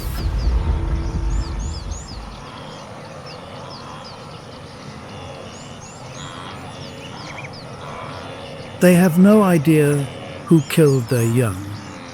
To their prey, baboon is still just a harmless monkey. And it isn't only gazelle or impala. Male baboon can hunt a vervet monkey. In its diet, meat is a prized delicacy. The law of Eden: do not eat the forbidden fruit. And on this savanna, the male baboon is the one who ate the forbidden fruit. When the scent of a broken pact spreads, it is not only the current king who takes notice. The kings of the past read it too. Dawn in Masai Mara does not wake anyone. It simply arrives, like an inevitable truth. When the first light touches the grass, the alpha baboon is still in the acacia. It waited, it calculated, and now it sees. On the horizon, a dark shape is moving, not the old lion.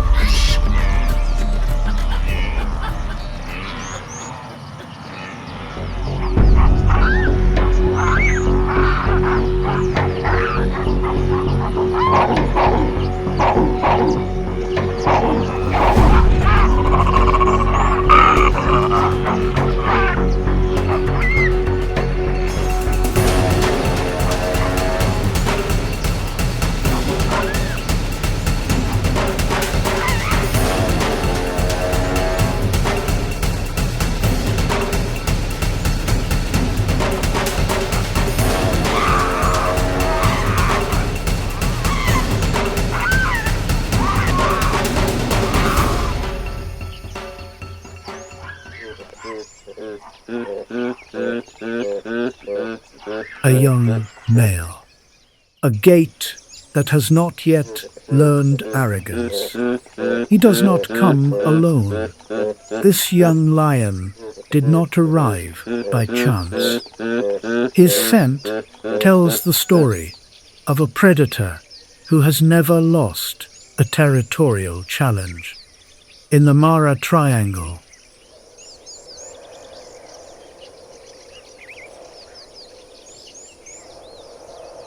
they brought down a buffalo bull, a rare feat, and along the bend of the Mara River, they hunted many wildebeests to send a message. The old king calculates his odds of victory below 20%. The old king chose life, but power over this land is no longer his. And the alpha baboon wonders if this newly arrived alliance will completely upend a situation already strained since the treaty collapsed. The answer is coming.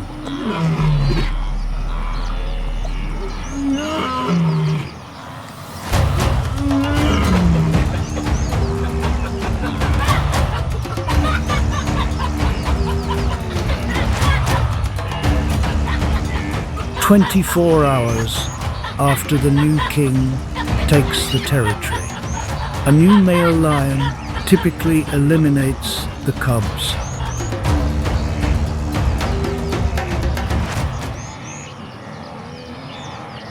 Of the previous dynasty, a brutal act, but one that serves a biological purpose.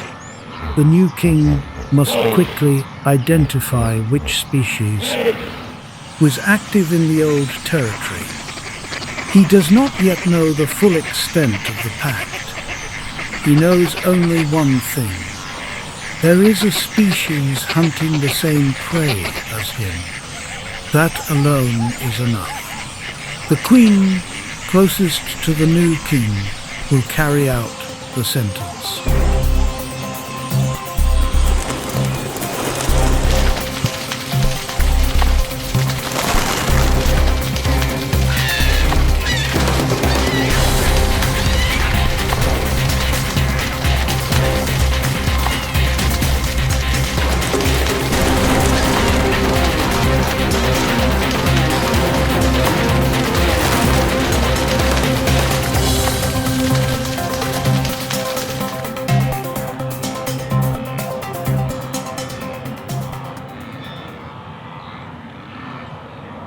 She measures, counts the individuals, chooses the moment. The sentence is carried out. A dynasty of blood begins from a single loss. The cortisol concentration in the primate troop reaches an alarming peak.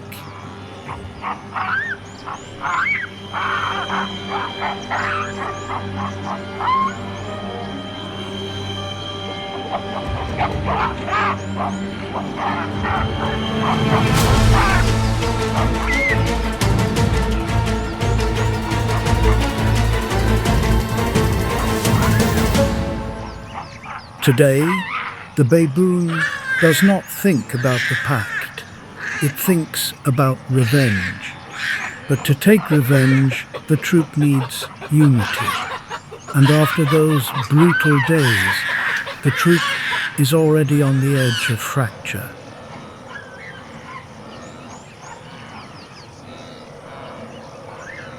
In Masai Mara, a baboon troop averages 30 to 50 individuals. Some troops grow to 80. In Kenya's Rift Valley, a baboon troop sleeps inside ancient lava caves. Volcanic rock becomes their fortress against the night. Night falls, hyenas mass at the cave entrance, but they cannot scale the sheer rock face. Intelligence chose this refuge, and survival has confirmed it, night after night.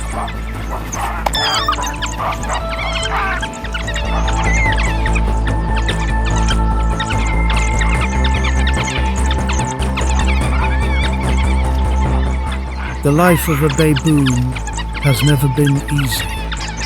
It spends up to 75% of each day simply finding food. And in their first 8 weeks of life, abduction is the leading cause of death among infants. Each individual holds a clear rank in age, lineage, and accumulated social prestige. After a great loss, the troop reorganizes hierarchy, roles, and responsibilities. This process is usually silent. Sometimes it is not. When the alpha fails to protect the troop, its crown becomes a crown of thorns.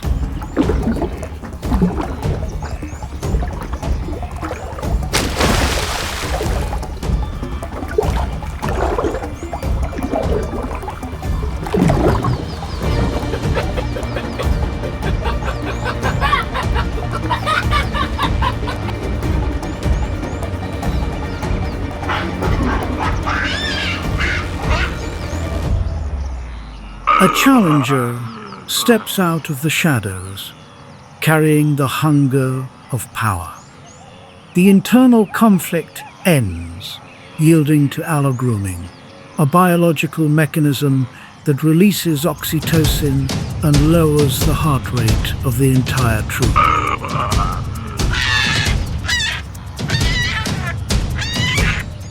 A false calm settles over everything.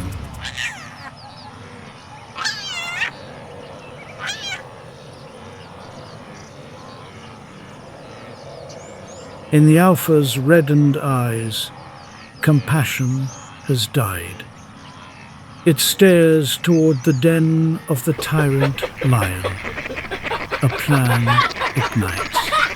The blood of the cubs will be the price of the pack's restoration. The savannah never forgets. And today, it collects everything.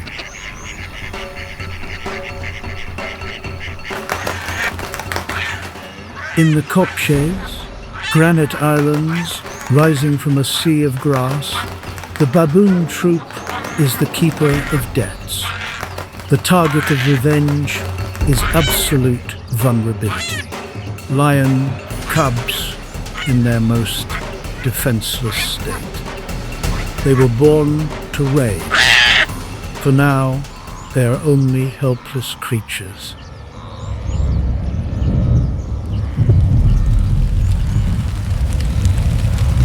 Unable even to regulate their own body temperature. The rosette patterns in their fur, a masterpiece of camouflage against ground-level enemies, become useless against a threat from the canopy above. The tragedy unfolds at the lioness's point of exhaustion. She sinks into oxygen debt after the chase. 15 minutes of vulnerability. 15 minutes the baboons have waited for. In your view, what will become of that lion cub? share your thoughts in the comments below. But Masai Mara is not only lion territory.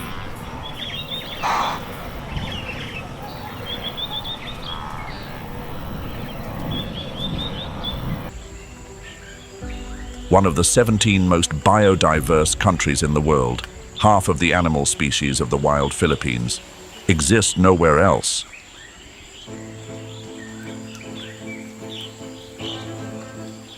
To the outside world, the Philippines is the last refuge for rare and endemic species. But within, it is a battlefield where life fights without pause to survive.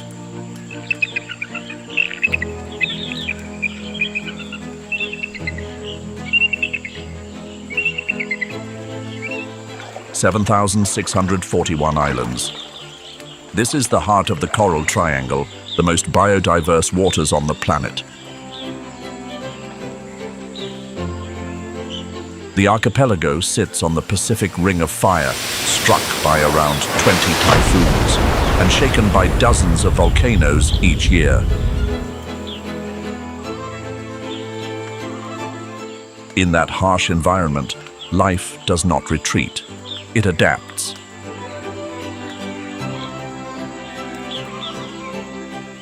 Guiding us through that world is the Philippine eagle, the national bird of this country. People call it the warrior that guards the ancient forests. Wherever this eagle still flies, the forest there is still alive. Right now, a hunt has just begun.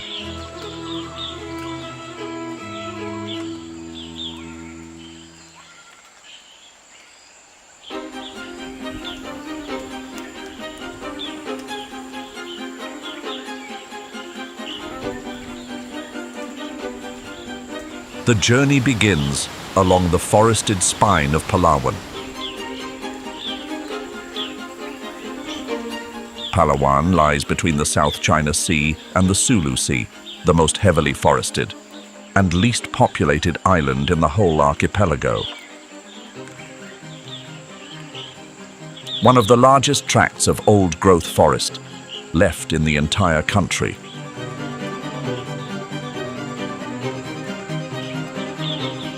This whole land sits on the Pacific Ring of Fire, where the ground trembles and volcanoes smolder. It is precisely within this harshness that the Palawan forest flourishes in extraordinary ways. More than 15,000 plant species have been recorded, and the list grows longer every year. Many of them grow on only a single island, a single mountain slope. Beneath the canopy lies a maze of branches and leaves, home to the most skilled hunters in the Philippines.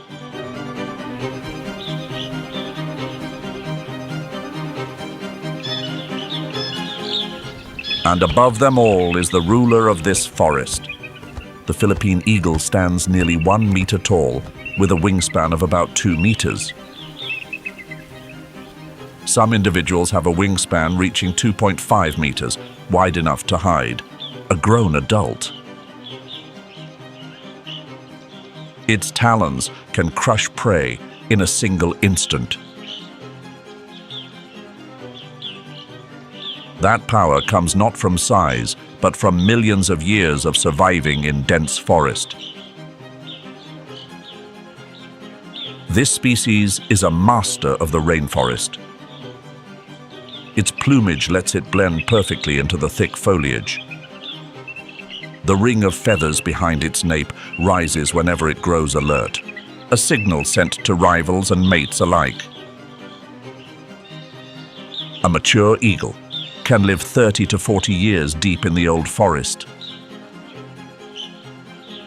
Throughout that long life, it remains bound to a single forest and a single mate. The pair holds one vast territory together and defends it through every season. It glides smoothly through each layer of canopy, using the shadows and the tangled terrain to close in on its prey. This bird now survives on only 4 islands. Mindanao holds the largest share of those that remain. The few that are left are scattered across Leyte, Samar, and Luzon, split among shrinking patches of forest. This morning, this eagle is hungry. It hunts by staying still, saving its strength for one decisive strike. Its diet is not limited to monkeys. It also takes flying squirrels, large birds, and sometimes even snakes and lizards. In fact, the flying lemur is the main prey in many areas, not the monkey. A mature eagle needs a steady supply of meat to sustain that massive body. So it must read the forest like a map, knowing where its prey tends to gather. Every hunt is a perfect blend of strength, speed, and patience. Below its perch lies an entire living city that never sleeps. Flocks of hornbills scatter seeds across the forest, helping the trees regrow after each season. Familiar prey of the eagle slip among the layers of trees. Every one of those movements could be a meal if the eagle chooses the right moment. But it does not react to everything. A skilled hunter knows to conserve its strength for a single strike. Then it sees what it needs.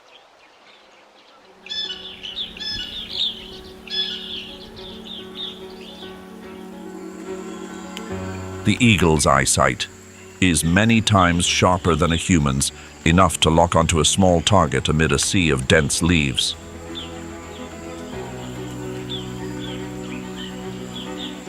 The monkey's only defense is to spot the hunter before it is too late. In the dense forest, the animal that spots danger first always survives. But this time, not a single one does. But a skilled hunter knows how to wait for the right moment. For this species, a failed strike is not only a lost meal. It tells the whole forest the hunter is present. A frightened prey animal will warn the others, and the entire canopy will fall silent. So it is better to miss one chance than to strike too soon.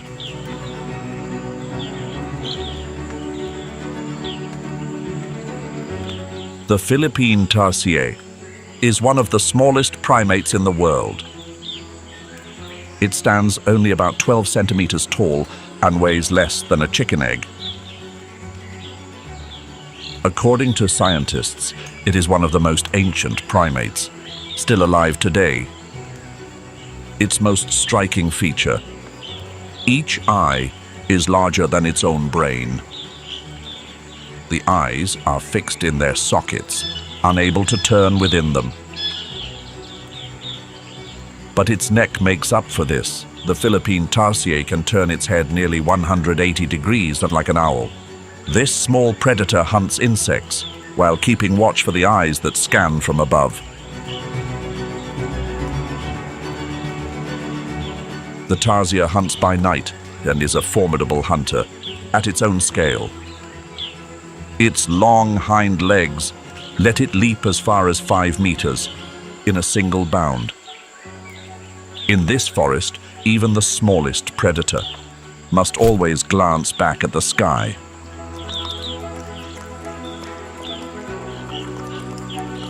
The tarsier eats only animal food, something very rare among primates. Its menu includes insects, spiders, and sometimes even lizards, or fledgling birds.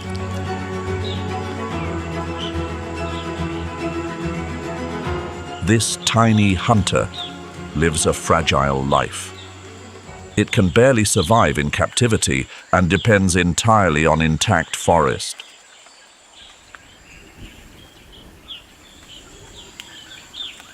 When the forest is cut down, the tarsier vanishes with it quietly and almost unnoticed. Its fate, once again, is bound to the fate of the trees above it.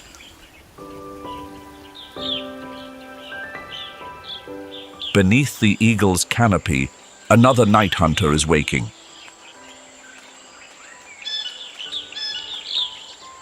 The binturong, also known as the bear cat, is one of the rarest and hardest to find creatures in Palawan. Though it looks like a cross between a bear and a cat, it is not closely related to either. Its nearest relatives are the African civets. Its weapon is its tail.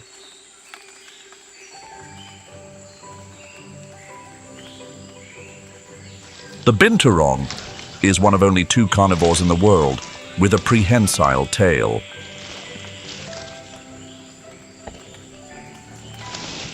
That tail works like a 5th hand, helping it balance among the high branches. Although it eats mostly fruit, it will not turn down insects, birds, and eggs.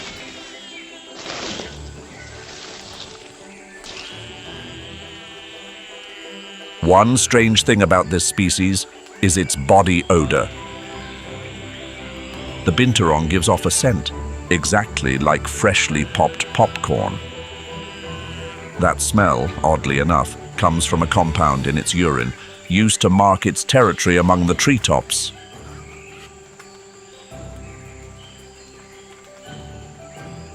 The binturong is one of the few animals that can germinate the seeds of the strangler fig.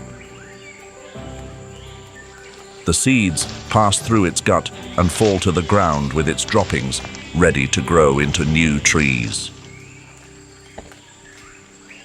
Every binturong, therefore, is a silent sower of the forest. When it disappears, an entire lineage of trees loses its sower as well.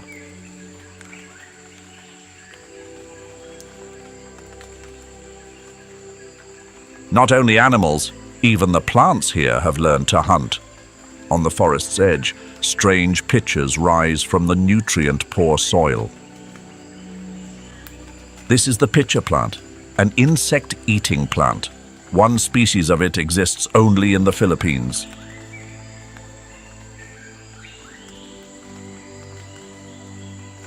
For the ant, the scent and color of the nectar are impossible to resist. The surface of the rim is slippery as a trap. Some pitchers hold as much as a liter of digestive fluid. Special enzymes break down the ant's body like acid. In this forest, even the plants take part in the fight for survival. This unique plant has reversed nature's familiar order. The largest pitchers can trap frogs and small animals, not just insects. Inside, a community of microbes lives alongside the plant, breaking down the prey together and sharing the nutrients. On the forest floor, the hunt unfolds on a smaller scale, but is no less brutal.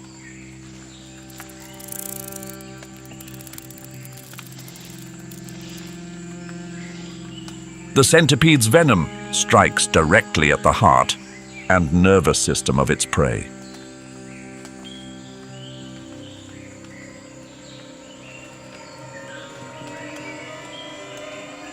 On the dark forest floor, small size does not mean weakness.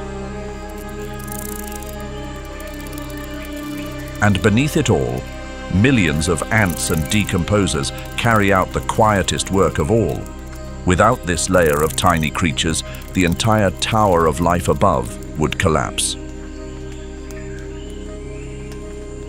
From the leaf litter to the highest treetops, every layer of forest is a link in the food chain.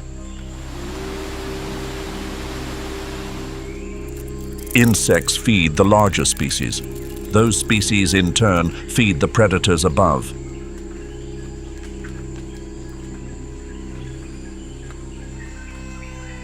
Precisely because it stands at the top, the survival of the Philippine eagle speaks to the health of every layer below. A forest that can still support eagles is a forest that still has enough monkeys, enough birds, enough insects.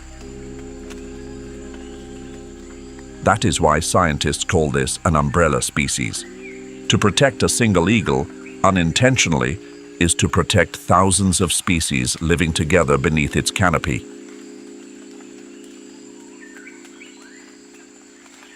The eagle has waited all morning and will wait longer if it must.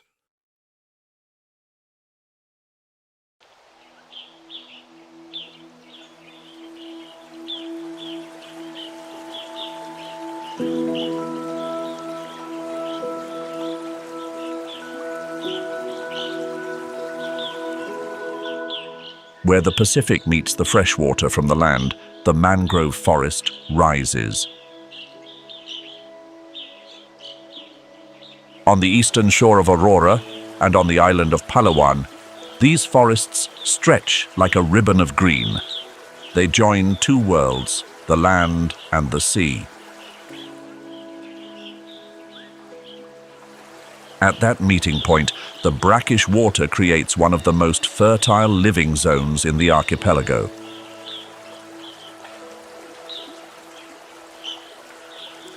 Mangrove roots breath directly from the air.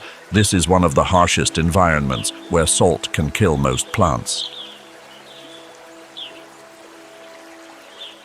But the mangrove is also the nursery of the sea, where countless fish species begin their lives.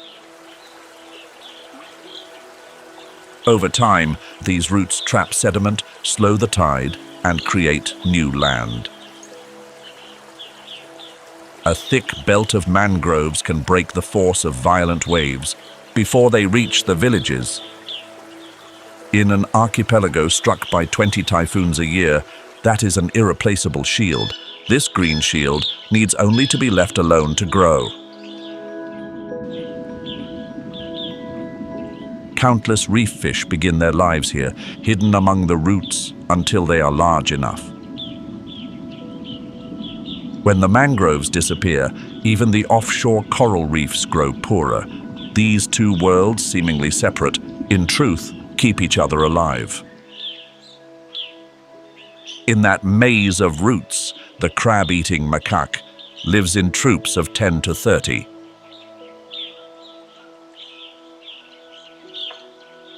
They maintain a complex social structure with clear rank and roles, and they have an unusual menu compared with their relatives on land.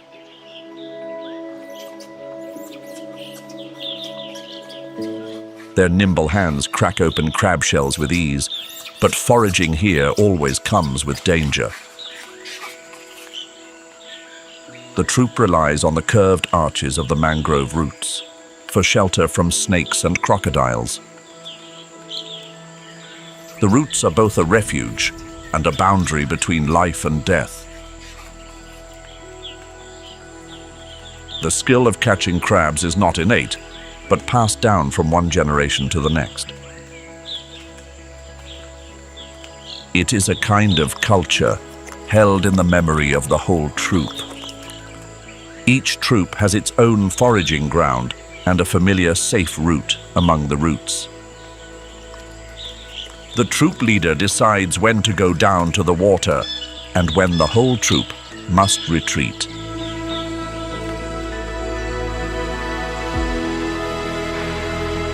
When the tide recedes, the mudflat becomes a stage full of life. Crowds of small crabs are the very target of the monkeys. The mangrove nourishes them all, from the smallest crab to the largest predator. It is both an invitation to a mate and a warning sent to other males. The stillest stretch of water hides the most ancient predator, The saltwater crocodile is a reptile that has reigned since the age of dinosaurs. Every rough line of its body is a form of perfection. Its body reaches 7 meters long, weighing more than 1 ton. Its bite is the strongest in the entire animal kingdom. That power is enough to crush metal, but its greatest weapon is not strength, it is concealment. Its eyes and nostrils sit high on top of its head, letting it breathe and watch at the same time, while its whole body stays submerged. The prey has no idea of the presence of one of the most efficient hunters on the planet. This reptile has barely changed over millions of years. It can hold its breath underwater for more than an hour, its heart slowing to just a few beats per minute.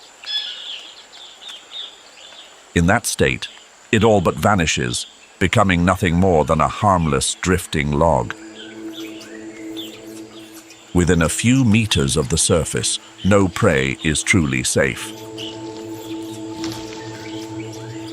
The death roll. The entire attack is over in just a few seconds. This time, some survive thanks to the shield of mangrove roots. The dense, curving arches of roots keep the crocodile from lunging straight at its prey. The troop has turned the forest's own structure into protective armor.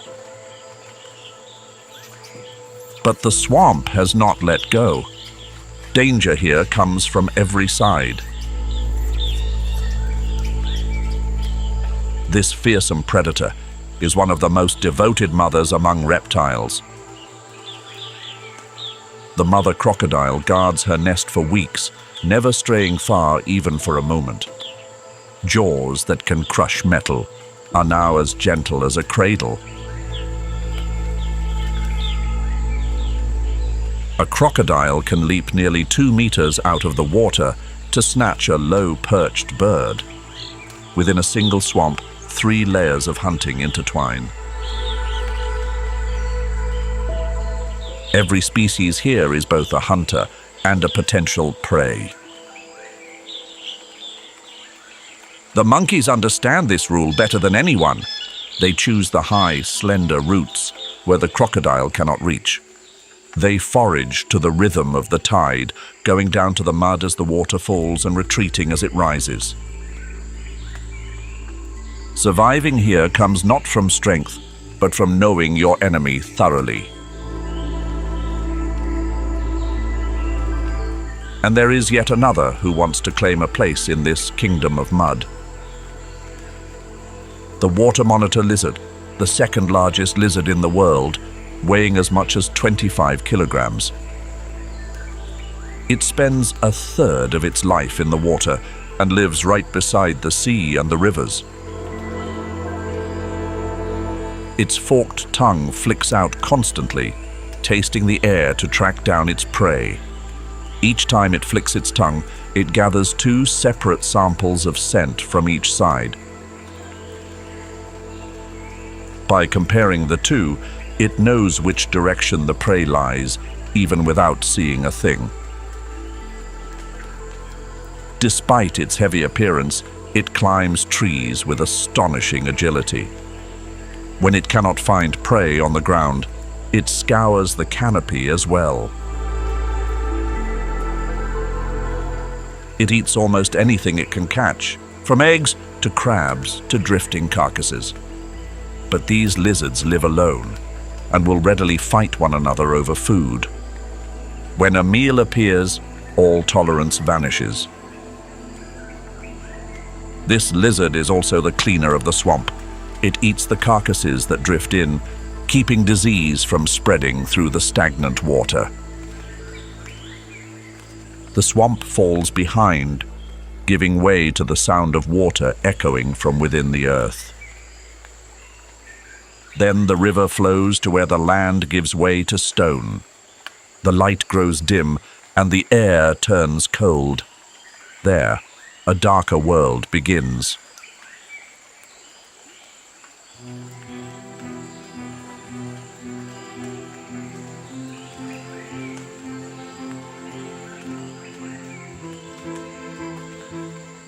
On the island of Palawan, some rivers do not flow straight out to the sea. They vanish into the heart of limestone mountains. These mountains were once an ancient seabed raised up over millions of years. Mildly acidic rainwater has dissolved the limestone, carving out an entire underground maze within. A whole range of hollow mountains hiding within them rivers that never see the sun.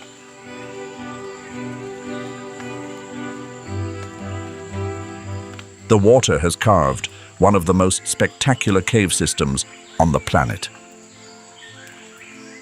This is the Puerto Princesa underground river, 8.2 kilometers long. It is one of the longest and most complete underground rivers ever known.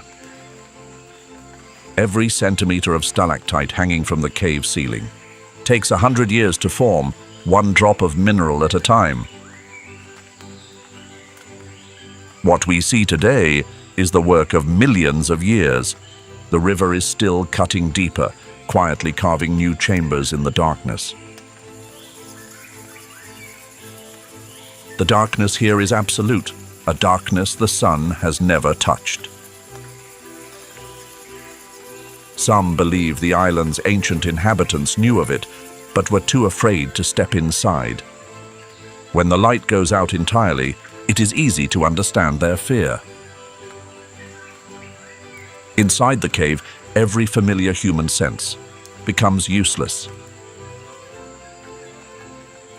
Sound echoes back from every side, and direction dissolves after only a few steps. To the ancients, this seemed to be the boundary between the world of the living and some other realm beyond.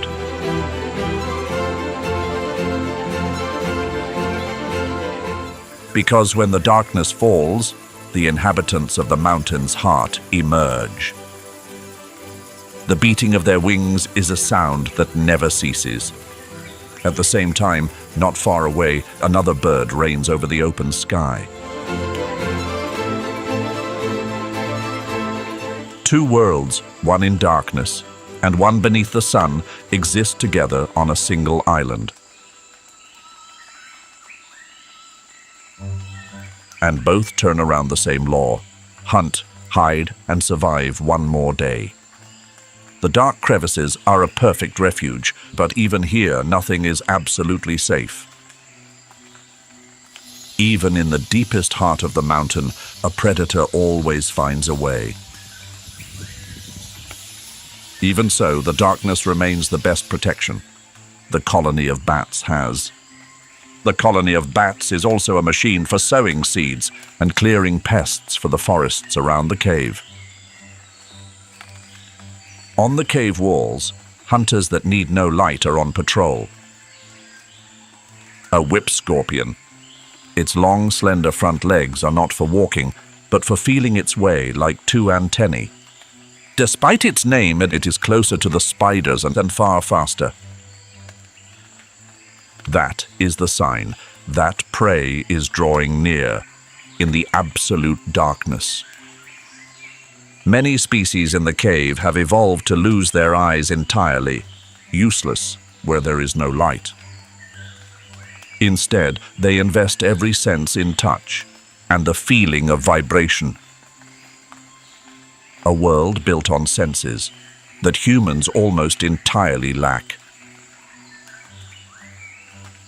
Deeper in the cave, a cave tarantula stands motionless on the rock. It needs no light to hunt, sensing its prey through every vibration in the air. In the absolute darkness, touch fully replaces sight. It can stay still for hours, waiting for a single vibration to travel through the stone. The patient one is the one who wins. And high in the canopy, the final link of this story is about to close. The eagle has waited from the very start of the hunt. Now, every condition is in place. High above, the time for waiting is over. In the final seconds before it launches, all its senses converge on a single point. The sounds around it fade away. In the first moment, it is almost in free fall, letting gravity pull it down. It has done this hundreds of times. Its body knows exactly what to do. Silent and precise without a moment's hesitation. Its enormous talons clamp shut, with a force few prey can withstand. Each of its toes is long and curved like a steel hook. Speed, strength, and precision converge in a single strike.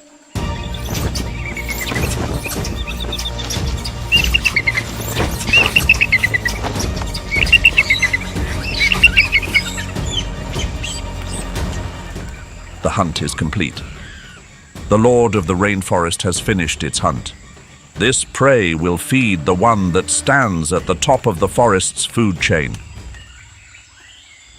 In the seconds after the strike, the whole forest sinks into a strange silence. Then, little by little, life returns. And then, from the top of that chain, life once again flows down through every layer of forest below. The prey is not for the hunter, it is for the rare offspring. It will feed a single chick waiting in the nest, the only one in 2 whole years. But a king can live, only as long as its kingdom lives. Each pair of eagles needs a vast forest to survive and raise its young, but the forest is shrinking every year. This eagle does not know that. It knows only its forest and its hunt. The apex predator controls the numbers of its prey and keeps the whole ecosystem in balance. As long as the eagle still hunts, it means the forest's food chain is still intact. The very bringer of death, paradoxically, is the one that keeps life in balance. For centuries, the people here have looked up at the sky and seen in it a symbol of strength, of freedom, and of the ancient forests themselves. The hunt has come to a close, but the story of the Philippines has not. For the power of the eagle is only a small part of what this island holds. The same waters that fed the forest finally pour out into another world, a world also brimming with life. Across the shoreline, an entirely different world waits to be told.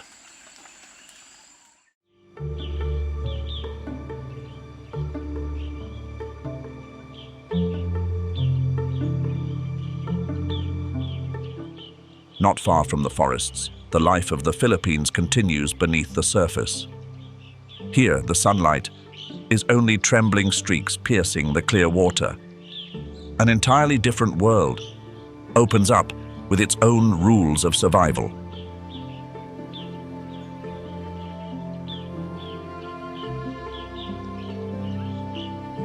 The Verde Island Passage is called the center of the Coral Triangle. This is where marine biodiversity reaches its highest point on the planet. In an area no larger than a city, there are more reef fish species than anywhere else in the world. Scientists call this place the heart of the Coral Triangle.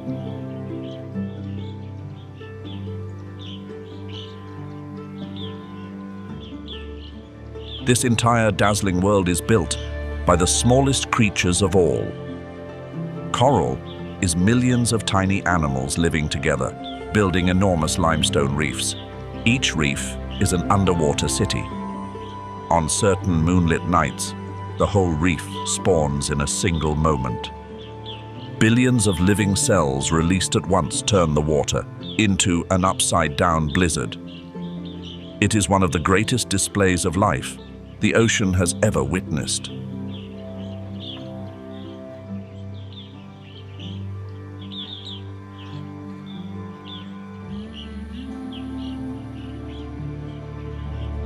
And reigning here is the largest fish in the world, the whale shark.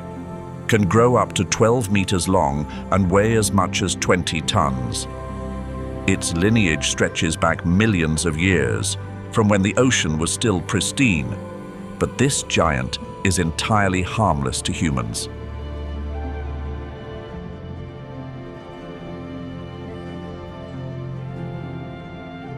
Millions of tiny creatures drifting in the water become its meal. The nutrient-rich currents of the Verde Island Passage are an endless banquet. Each day, a whale shark can filter thousands of liters of water through its gills.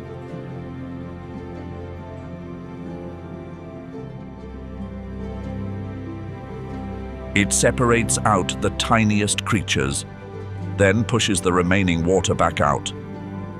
An entire enormous body is nourished by the smallest things in the ocean.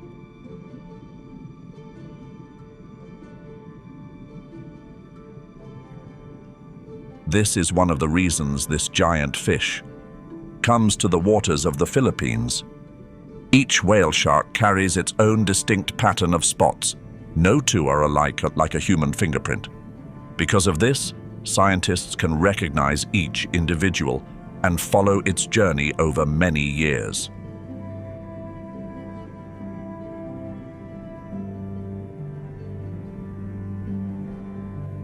They can live as long as a century, wandering across the vast oceans.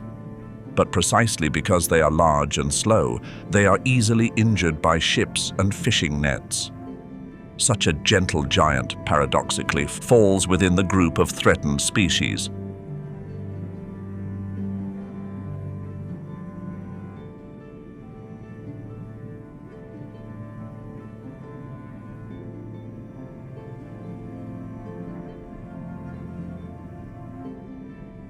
But the greatest danger on the reef comes from a tiny creature. The blue-ringed octopus is only the size of a palm.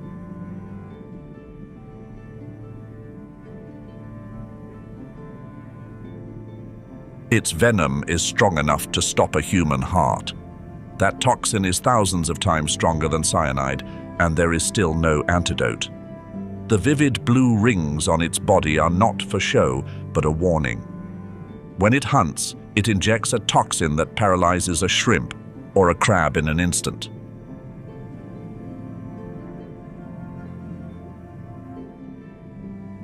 Here, size does not determine the level of danger. A creature the size of a palm can be more dangerous than a shark.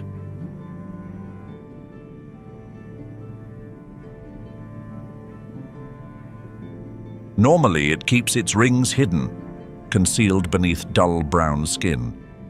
Only when it is threatened do the blue rings flare to life in an instant.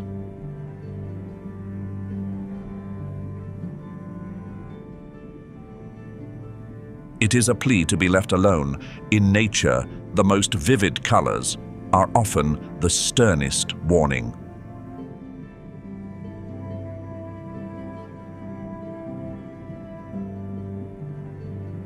But the reef is not only hunting and venom, it also holds cooperation. The clownfish lives among the tentacles of the anemone, where its enemies dare not touch.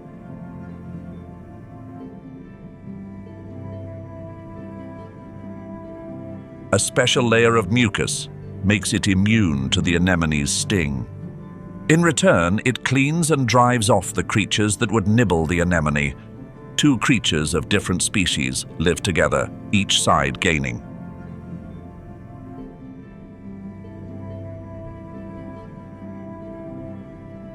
The clownfish brushes lightly against the tentacles again and again, until its body grows used to the sting. It is a relationship that must be built, not a gift given for free.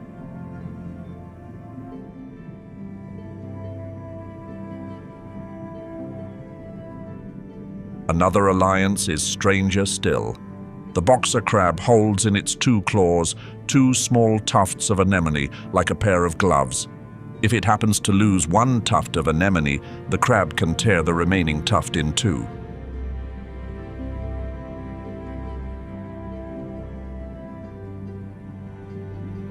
All across the reef, alliances like this intertwine. When danger draws near, the fish gives a slight flick of its tail and both slip into the burrow.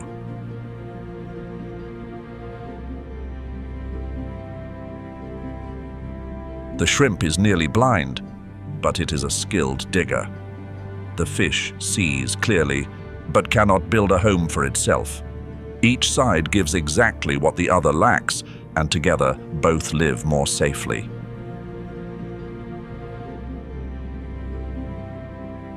In this ocean, cooperation is also a way to survive, no less than hunting.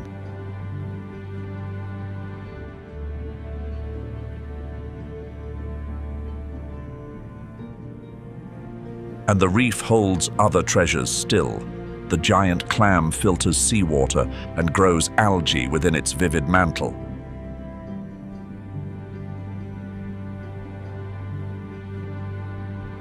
Each giant clam helps clean and nourish the waters around it. The gentle dugong spends most of its life tending those underwater pastures.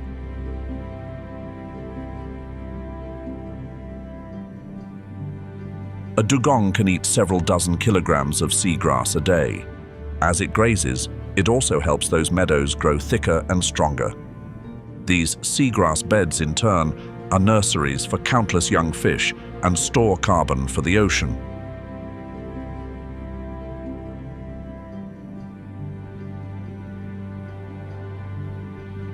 Nearby, the giant clam can live more than a century in the same spot.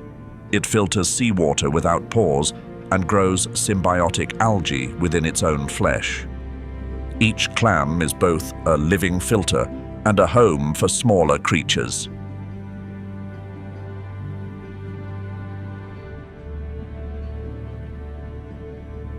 Smaller still is the pygmy seahorse, the size of a fingernail.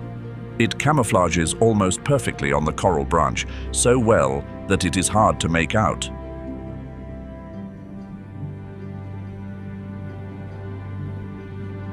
And the mantis shrimp carries eyes with 16 types of photoreceptor cells. It is the most complex visual system ever known in the animal world. This shrimp's punch is so fast, it makes the water around it boil in an instant.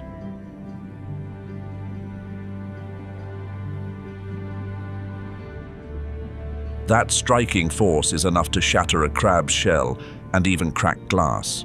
Within a body only as long as a finger lies one of the most powerful weapons in the sea.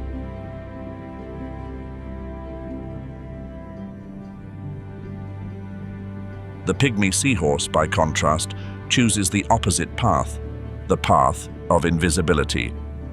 In the ocean, some live by strength, and some live by vanishing from sight.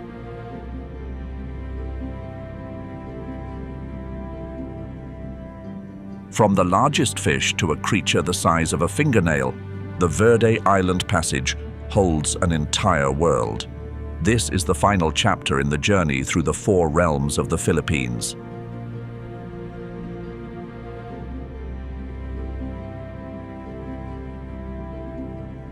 All across these waters, camouflage and deception are the rules of survival.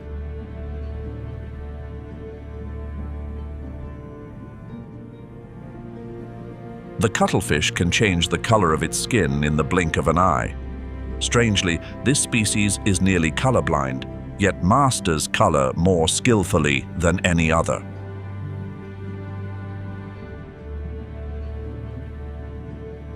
As it closes in on its prey, it sends bands of light running along its body like hypnosis. The prey stands frozen, staring, and that is the last moment it ever sees anything.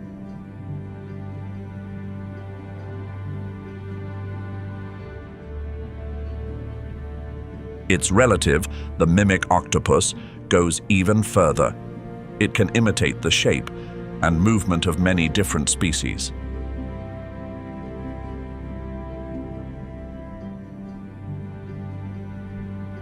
When it needs to, it pretends to be a flatfish, a lionfish, or even a venomous sea snake.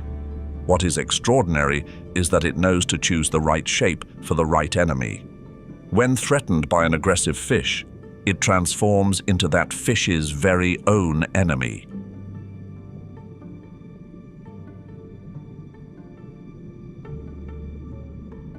This is perhaps the most sophisticated disguise. In the entire animal world, on the reef, no one is who they appear to be.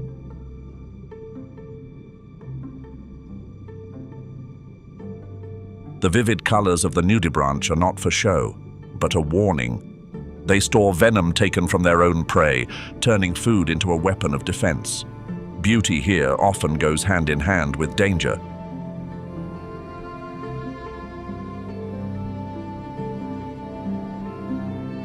Another hunter chooses the opposite of speed.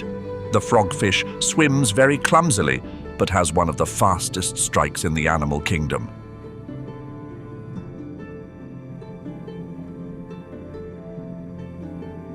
It twitches a small lure before its mouth to draw prey close. The moment the prey is within range, the strike happens too fast for the eye to follow.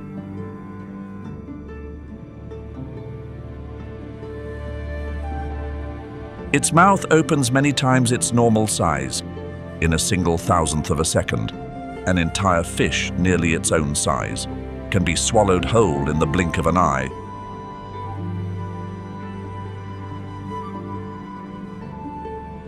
And in the midst of it all, sea turtles swim quietly past. Living for many decades, they have grown used to the presence of humans.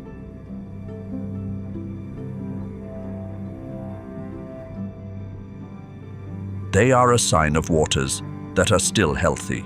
Each female turtle will return to the very beach where she was born, to lay her eggs. That journey can be thousands of kilometers, crossing an entire ocean.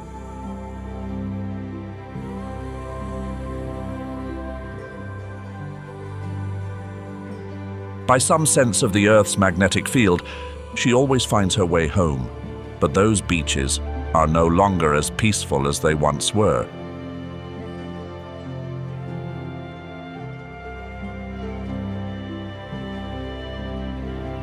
The whole reef works like a single living body.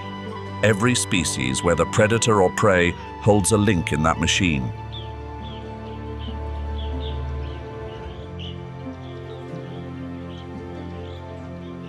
Remove one species, and the ripples of consequence will spread across the entire reef. This is what makes Verde Island both so rich and so vulnerable.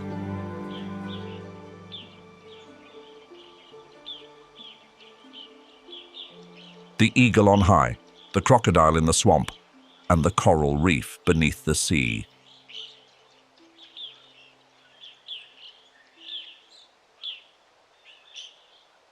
At first glance, they belong to three unrelated worlds, but the same water flows through all three, and the same fate awaits them all.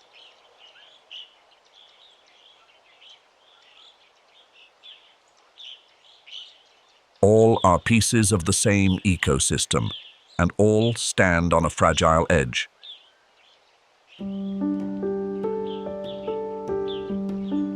The journey through the four realms reveals one truth. Few places on Earth are as rich in life as this archipelago.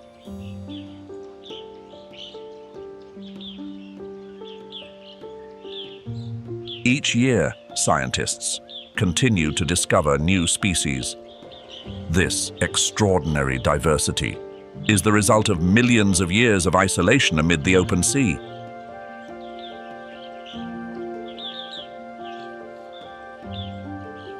But the very thing that makes them unique also makes them more vulnerable than anywhere else. Yet that treasure faces dangers that are very real.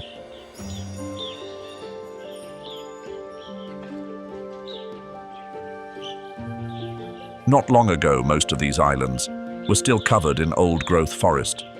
These primary forests once stretched over more than 10.9 million hectares.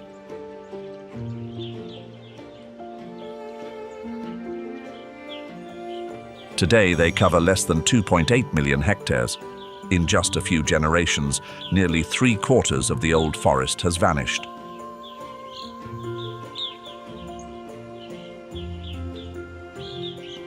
Each year, around 19,000 hectares of forest continue to disappear. The forest is felled for timber, to clear fields, and to dig out the mineral seams below.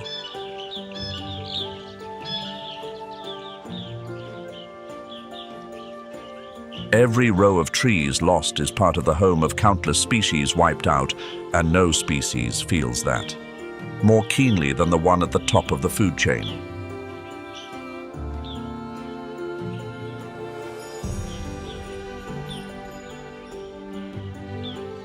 The Philippine eagle is classified as critically endangered. It is estimated that only about 400 pairs remain in the wild. 400 pairs for an entire species, for an entire nation of 7,000 islands.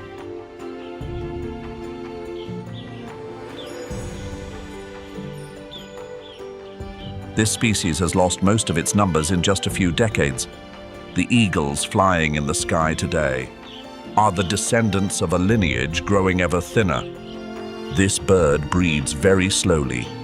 Each clutch is a single egg and only one clutch every 2 years. They bond for life with a single mate.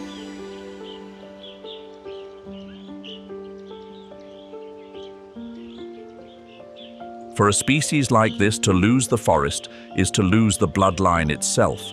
A pair of eagles must spend many years just to raise a single chick.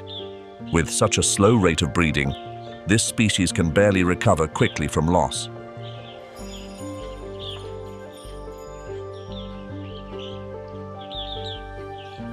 Each chick that leaves the nest safely is a small victory, wrested little by little from time.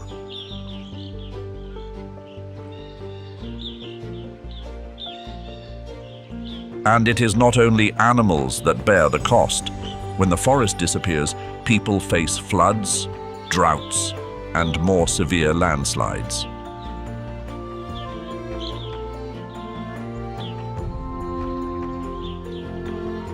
The mangroves that once shielded the coast from storms are now growing thinner. When the forest on the mountains is cut, heavy rains wash the soil down, burying entire villages.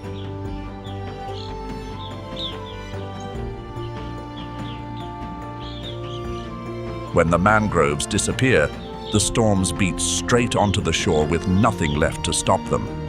The disasters once seen as acts of nature are in truth largely caused by people themselves.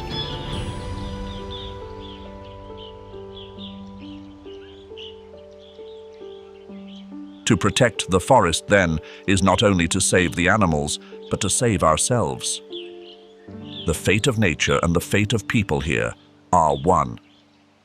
But let us leave the Philippines for now, to come to another arena, arid but no less harsh.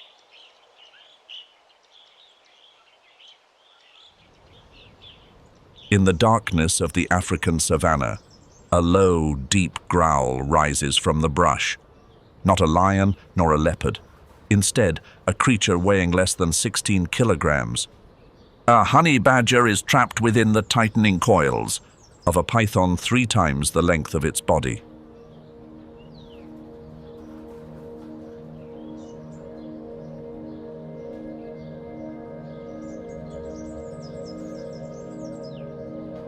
The python squeezes.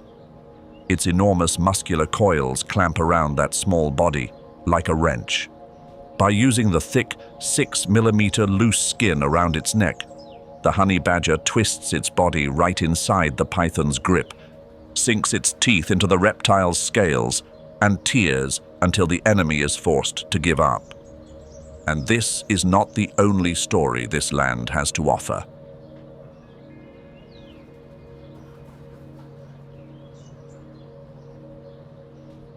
We begin with the kings in exile, those who hunger for a crown forged in blood and fire. At the southern edge of the Serengeti, where the red basalt ground cracks into deep fissures and the horizon burns under the African sun, 3 shadows move grimly across the land.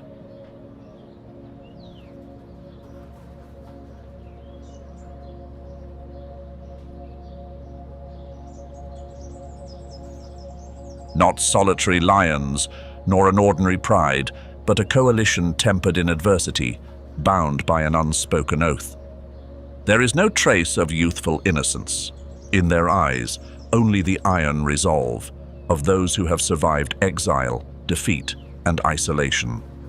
One leads with its black mane, like a war banner carrying the fury of one seeking to reclaim what was taken.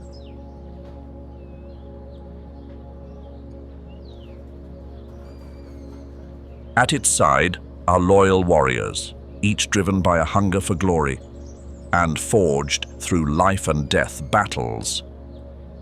Researchers estimate that the reign of a male lion coalition usually lasts only 2 to 4 years before a younger, stronger group arrives to overthrow them. Every day is precious, every battle decisive.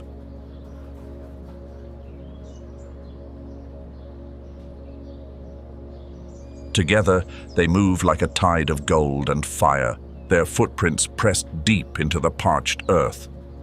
They seek more than a meal. They seek a kingdom on the savanna. Territory decides everything. Without land, there is no pride, no legacy.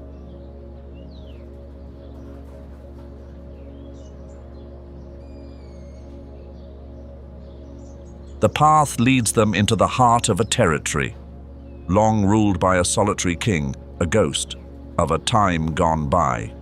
Here it is not speed that reigns, but history and long-held ownership, defended by instinct.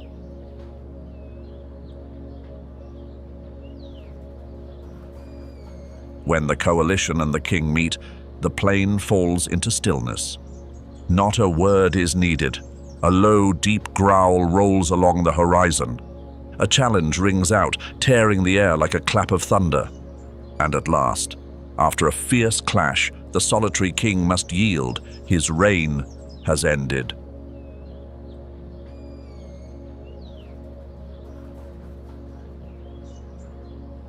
The coalition is no longer a band of wanderers. They are the rightful kings of this harsh corner of the Serengeti. The newly conquered land becomes an arena where power is born, where nomads rise to become sovereigns.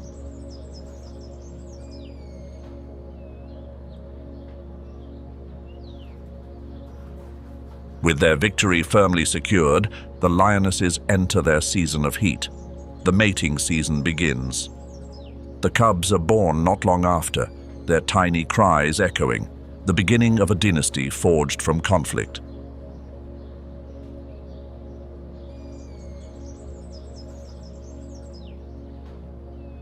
When dawn breaks, the dominant male climbs onto a rock and roars.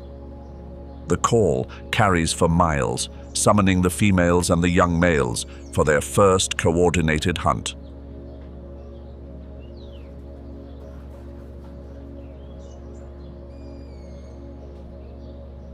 This time they do not aim for easy prey, not zebra, not antelope. They seek an opponent worthy of their new dynasty, the African buffalo. The buffalo is no ordinary prey. It is one of the big five. It is known as the Widowmaker.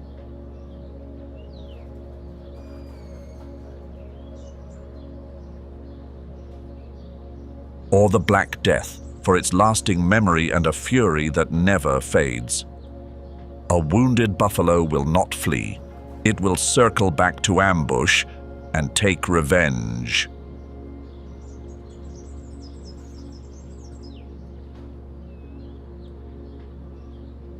Around 900 kilograms of muscle, armed, with deadly curved horns growing from a bony shield, so thick it is nearly impossible to pierce on its forehead.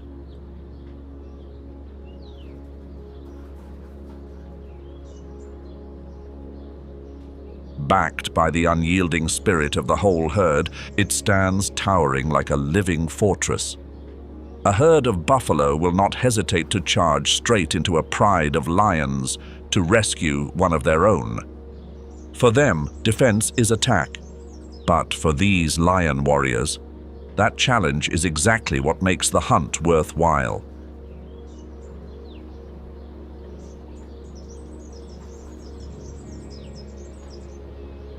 Under the command of their leader, the pride spreads out in silence, every step carefully measured, every muscle coiled tight like a spring. From a few yards away, a roar tears through the silence. The chase erupts. The savannah shakes with the thunder of pounding feet and the sound of roaring battle cries. The savage feast that follows is more than a meal. It is a declaration of dominance, written in claws.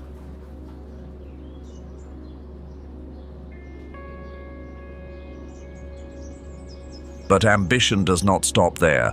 With their territory firmly defended and their unity secured, the three kings set their sights on an even greater challenge: the African elephant, a symbol of ancient strength and wisdom, weighing as much as 6 tons.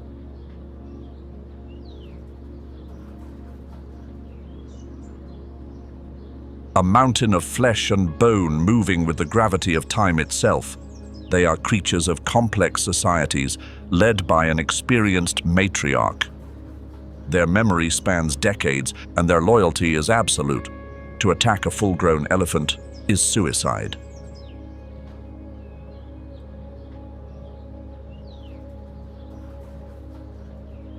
Their herd is a moving fortress, where every member is ready to fight to the death, to protect the young. Hidden in the tall grass, the pride waits. They are not seeking a direct confrontation. They are seeking a moment of weakness.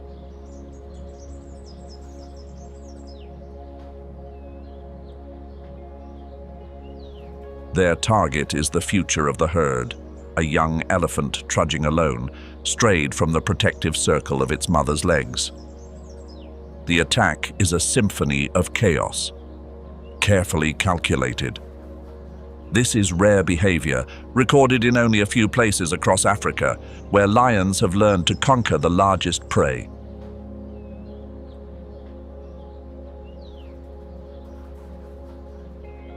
This land has ever produced. The savannah witnesses a display of boldness and ruthless tactics. This is more than a kill. It is an assertion that within this coalition, no prey is beyond reach. The afternoon sun glints on the blood-stained coats. A solemn stillness settles over the air. The power of a royal coalition is undeniable.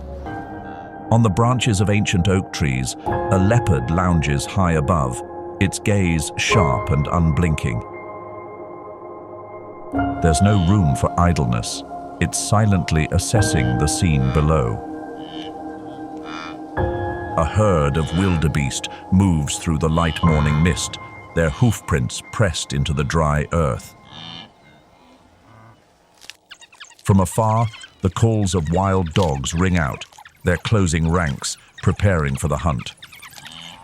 The dry season arrives, pushing even the most resilient antelope to search for water.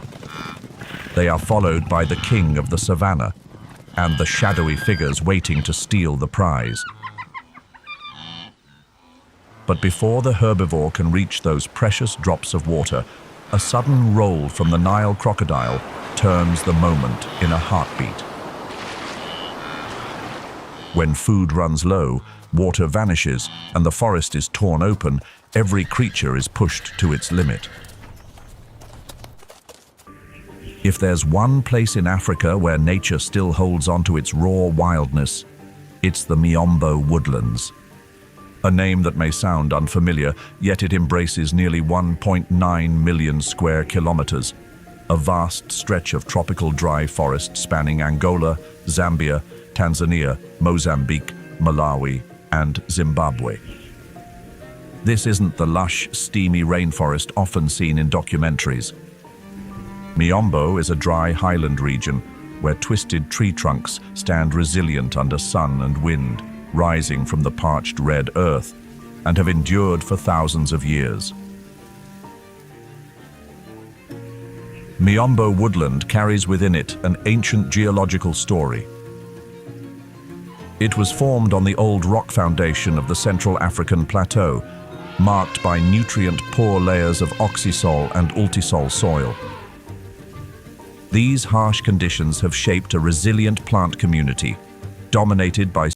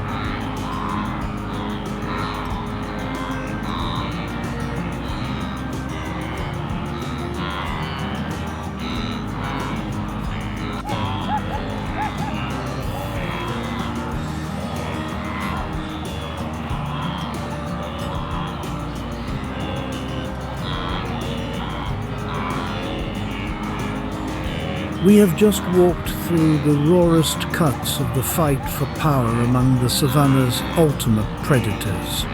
Which animal in today's episode changed the way you see the wild?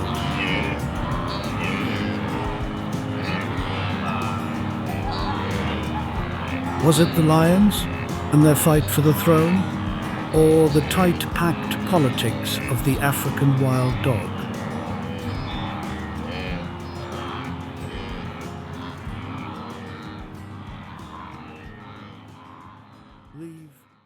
This is Bermuda, a solitary rock sitting alone in the middle of the ocean,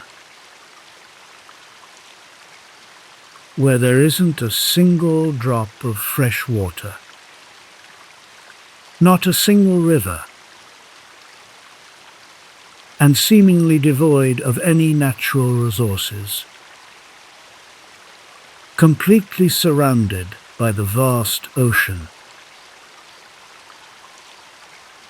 This island endures fierce, tempestuous storms ripping in from every direction. Yet Bermuda happens to be one of the lands among the wealthiest in the world. Home to over 60,000 people enjoying a standard of living that ranks among the highest on the planet. Even more surprising, Bermuda's wealth doesn't come from oil, gold, silver, or any mineral resources whatsoever. Instead, it comes from turning those very storms, earthquakes, and major natural events across the globe into a cash cow of an industry worth billions of dollars. So how on earth did Bermuda pull off such a miracle? Usually, when hearing the name Bermuda, most people immediately think of some dreamy tropical island nestled in the Caribbean Sea. But in reality, Bermuda is a British overseas territory, standing alone in the vast North Atlantic,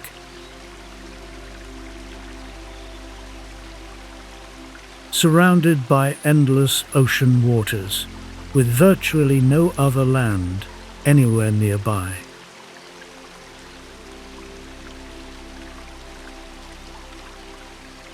This archipelago consists of about 7 main islands, along with over 100 smaller islets and scattered rocky outcrops. Yet the total land area of the entire place is barely just over 50 square kilometers. The closest mainland to the island is Cape Hatteras on the east coast of the United States, located about 1,050 kilometers to the west. But that number alone still doesn't tell the whole story of just how isolated this island really is.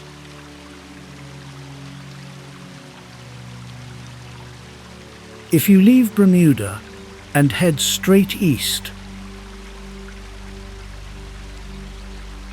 you would have to cross over 4,800 kilometers of open ocean before touching the coast of Morocco in North Africa.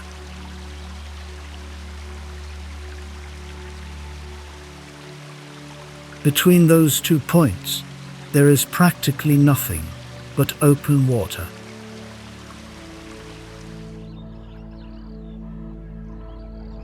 Howling winds and rolling waves stretching endlessly toward the horizon.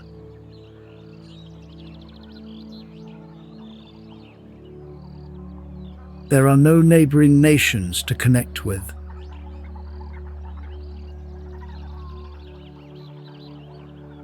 No major island chains for protection. And naturally, not a single road or bridge that can lead anyone away from here.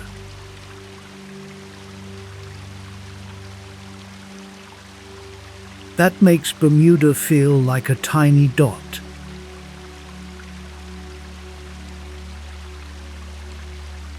Deeply isolated in the middle of the ocean.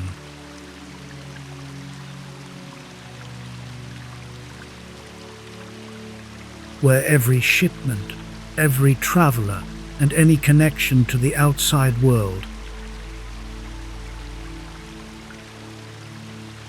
must cross an immense expanse of open sea.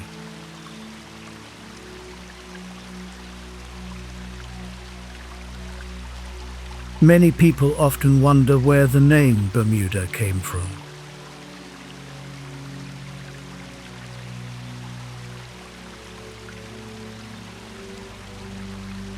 And why anyone would choose to settle down on such a lonely rock.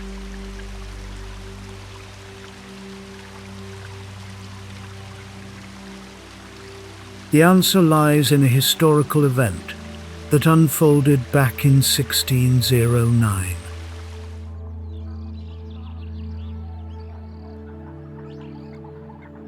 Back then, a fierce tempest.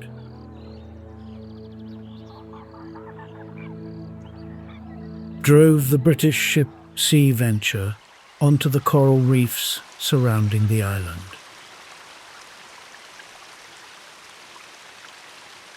The survivors made it ashore and were completely stunned.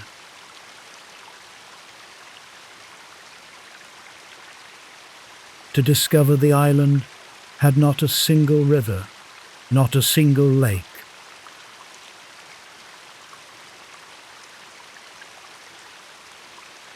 And no natural source of fresh water whatsoever.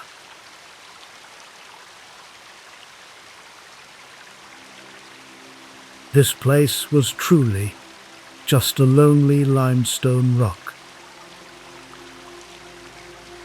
standing solitary in the boundless ocean.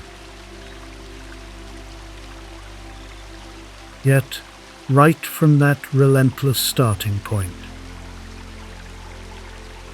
against all odds, one of the most incredible stories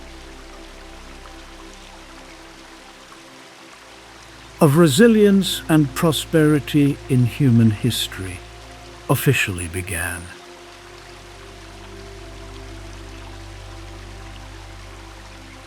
Seen from the outside, Bermuda looks like a charming little paradise. Nestled right in the heart of the Atlantic Ocean, with crystal clear beaches, and its signature pristine limestone coastline.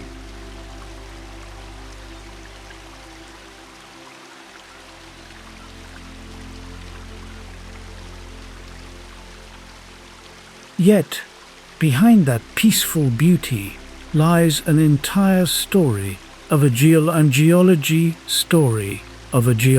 journey that shaped the island. It is actually the remaining summit of a giant volcano, submerged deep beneath the seafloor, with its base sitting over 4,300 meters deep below the North Atlantic, formed by a geological hotspot roughly 30 to 35 million years ago. Eventually, That volcano gradually fell dormant, and its remaining peak was endlessly worn down by ocean waves and wind over an eternity of time. Coral reefs slowly grew around the ancient volcanic foundation, combining with seashells, and layers upon layers of sediment build up, alternately forming a limestone cap, nearly 60 meters thick, blanketing the entire island as we see it today. Yet this gift from the ancient ocean came with a severe geological catch, a challenge tough enough to put human grit to the test. Because it is composed almost entirely of highly porous limestone, Bermuda cannot retain any natural fresh water on its surface. Yet people still chose to stay. Together, they conquered this lonely rock, turning a land devoid of natural resources into one of the wealthiest island destinations and most luxurious spots on Earth. To understand Bermuda's prosperity, first we must look at the ocean that wraps around this island. Bermuda lies entirely within the Sargasso Sea, the only sea in the world bound by no land masses at all, instead shaped by 4 giant ocean currents constantly swirling around it. Most important among them is the Gulf Stream, a current carrying warm tropical waters flowing northward, keeping Bermuda's climate significantly warmer than other places sharing the exact same latitude. Thanks to this incredible edge, each of the birds the island boasts a truly miraculous ecosystem, with waters so clear that you can see down nearly 60 meters, alongside resilient coral reefs, thriving further north than anywhere else in the world.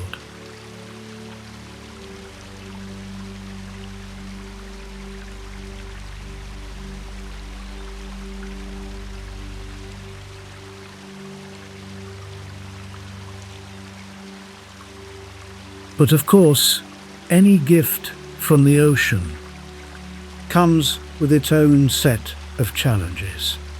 Standing alone in the heart of the vast Atlantic, Bermuda also lies directly in the path of severe, sweeping storms.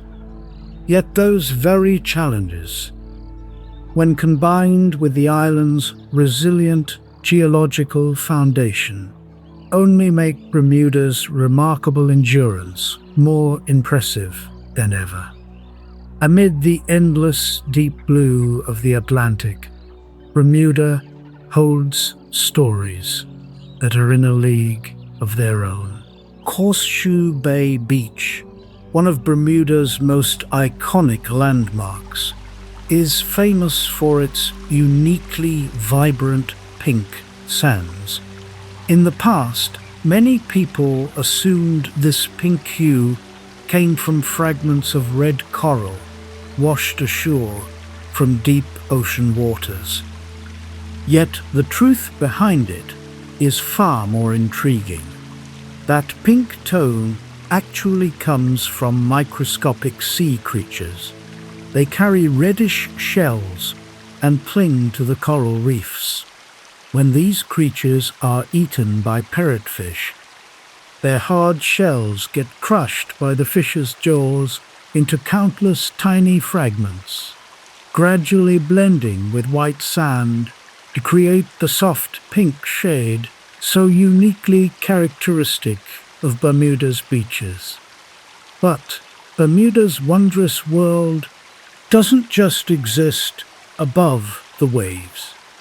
There are over 300 shipwrecks resting on the ocean floor surrounding the island, turning this into one of the most famous wreck diving spots in the world. In the past, coral reefs hidden beneath the water, combined with a location right along major shipping lanes, meant many vessels could not navigate these waters with smooth sailing. Now, those vessels that once represented unfinished journeys have become part of the marine ecosystem, where coral creates life and marine creatures find a new home. And while the ocean preserves Bermuda's history, offshore, deep underground, this island conceals a completely different world. Inside Crystal Cave, every step leads visitors away from the sunshine into a space sculpted by nature's patience. Roughly 30,000 years ago, during the last ice age, rainwater slowly seeped through the limestone, carrying minerals to gradually form shimmering, pure white stalactites. Today, glistening crystals, ancient stone pillars, and a crystal-clear underground lake reflecting light have transformed this place into a realm that feels straight out of a fairy tale.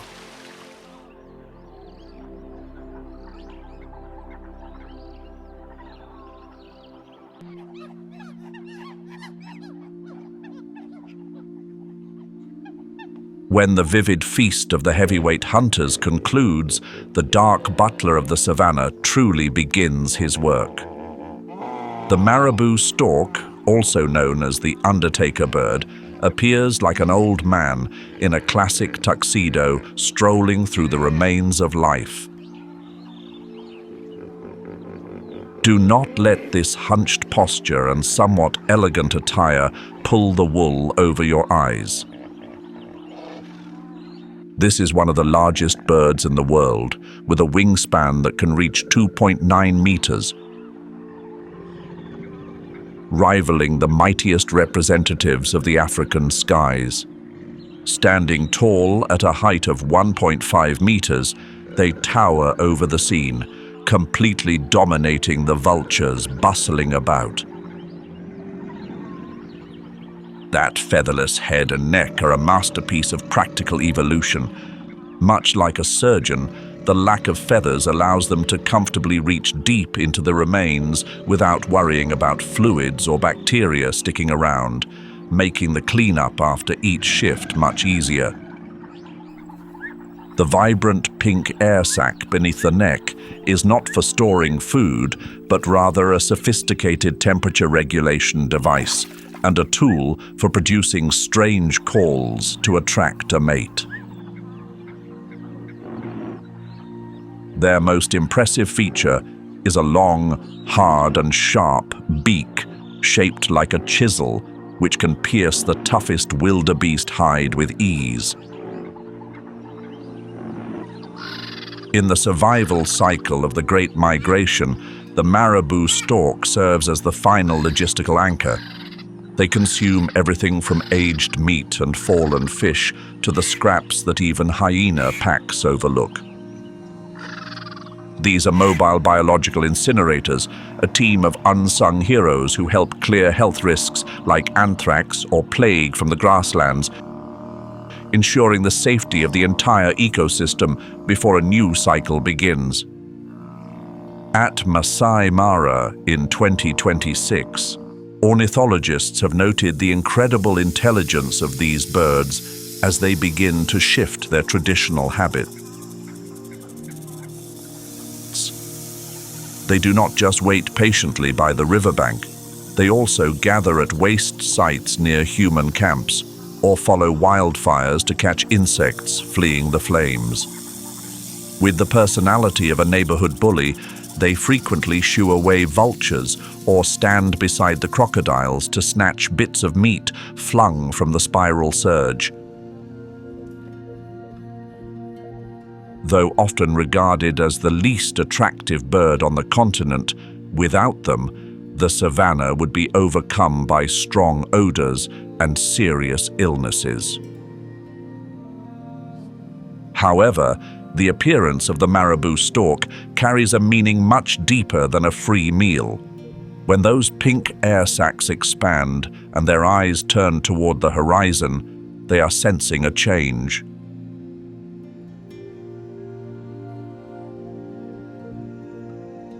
Alongside other migratory birds at the Masai Mara, they are quietly forecasting the conclusion of the dry season. An invisible signal is spreading through the clouds, marking the return of the rain showers, the ultimate source of life that will drive the Great Migration to continue its epic journey across the final wild lands on Earth.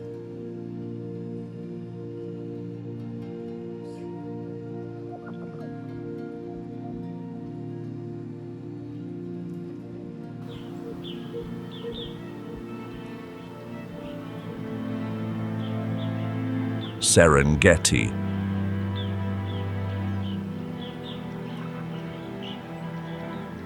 A kingdom where shadows pursue and the sun challenges every living soul. But look higher.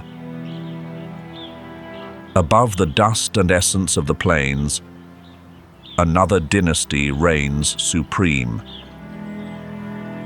This is the Empire of Wings, where these masters of the air call the shots.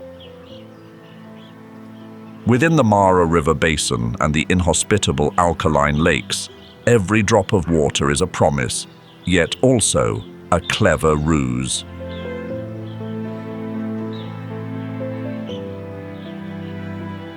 African fish eagle. An emperor dressed in a uniform of sharp contrast between the snowy white of the head and neck and the deep chocolate of his body. He does not merely observe, he is presiding over a court upon the water. His piercing call, cutting through the air, is the voice of Africa, a firm declaration of sovereignty echoing throughout the valleys.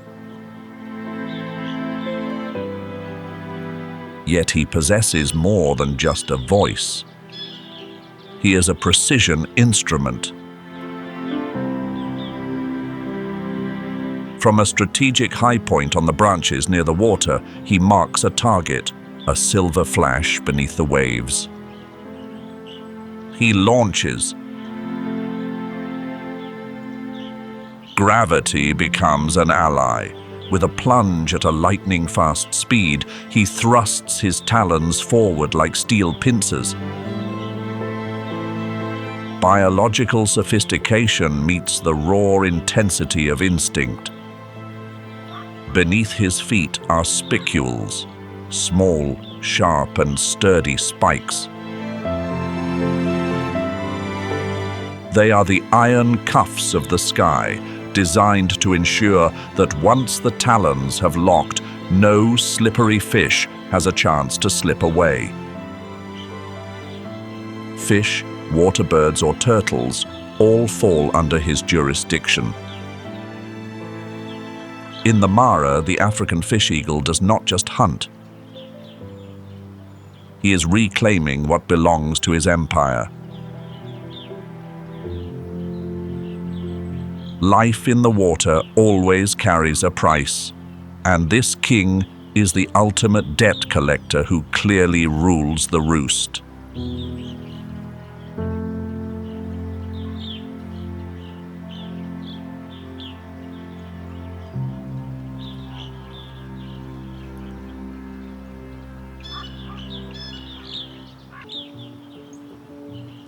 The head and neck are bare, a hauntingly vivid pink without a single feather for cover. The sagging folds of skin, the lappets, turn it into a figure wearing a mask of age and ancient authority.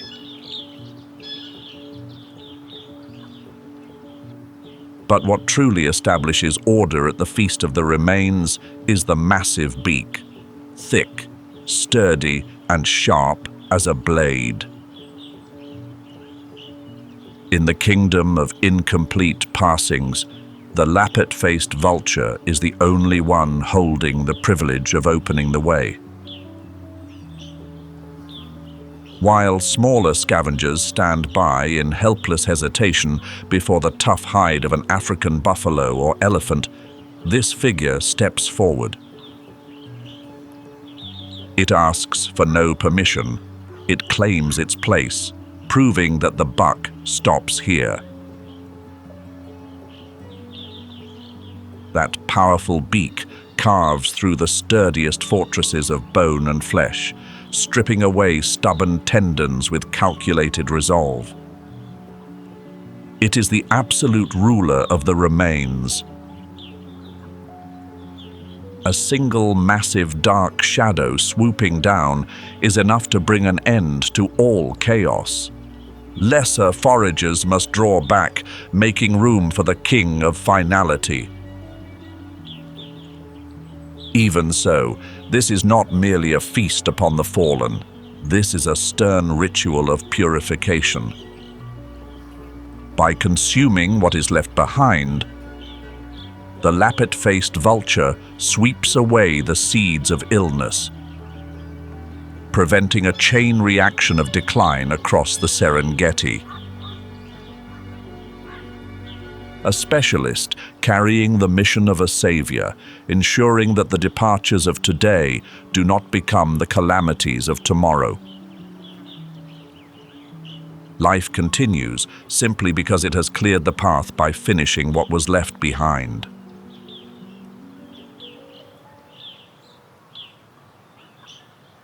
In the kingdom of the Masai Mara, life isn't just lived on the parched earth.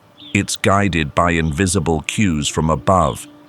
Great herds of wildebeest might have a sharp nose for water, but they are never alone in their search for sustenance.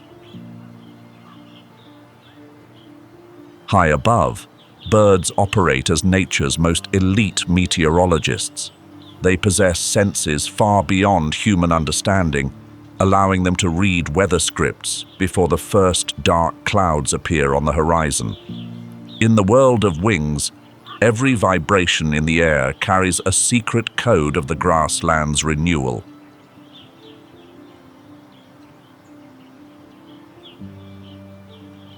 One of the most supernatural abilities is the perception of infrasound.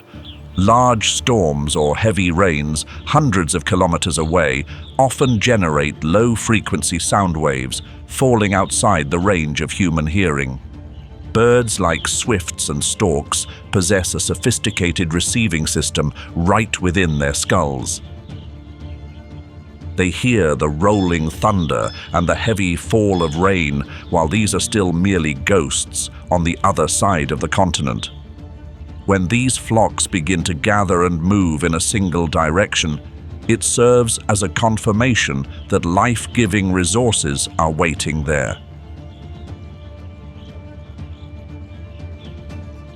The scientific depth of this gift lies in a special part of the bird's ear called the vitale organ. This is a biological barometer incredibly sensitive to atmospheric pressure. It took millions of years of evolution for these small beings to sense the slightest drop in pressure before a cold front arrives. When the pressure dips, birds immediately adjust their behavior by flying lower or seeking a new sanctuary. These changes do not escape the eyes of the antelope herds below. The movement of the sky acts as a compass for the weary feet on the ground. Among the prophets, the Abdim's stork holds the most venerable position, known as the rainbird. The appearance of tens of thousands of abdim storks in the Masai Mara is a sure promise that showers will arrive within 24 to 48 hours. These storks travel on warm air currents that lead the rain fronts. They aren't just searching for food. They are riding the heat waves that signal an end to the dry spell. As their wings fold onto the acacia branches, the herds understand that green grass is about to return to the plains. The song of the red-chested cuckoo also serves as a wake-up symphony for the entire grassland. Local people call their distinctive cry Piet mi vru. This bird begins to sing loudly and continuously as soon as the moisture in the air rises, often several days before the first rains fall. This isn't a random song, but a biological response to the changes in humidity and the electrical charge in the air. This call spreads through the thickets, stirring the migratory instincts of millions. The link between birds and wildebeest is a wonder of shared information. Wildebeest may not possess superior intellect, but they are master observers who know the ropes. If large birds like eagles or storks fly in unison toward one direction, the antelope tend to follow, as that usually leads to underground water or freshly sprouted grass. Their high-altitude vision allows birds to see the greening on the distant horizon where a local shower has just passed, creating flight paths that guide the herds below.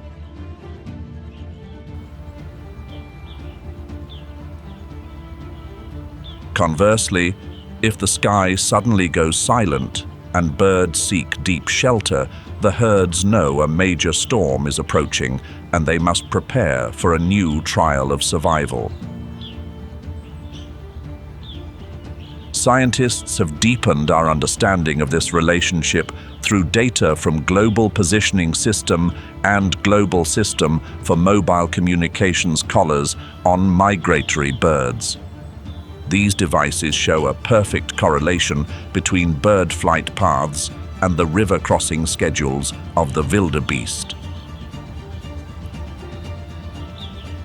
Birds are always ahead of the curve regarding the weather, and humans now use these very meteorologists to accurately predict when the surge of migration will reach the Mara River.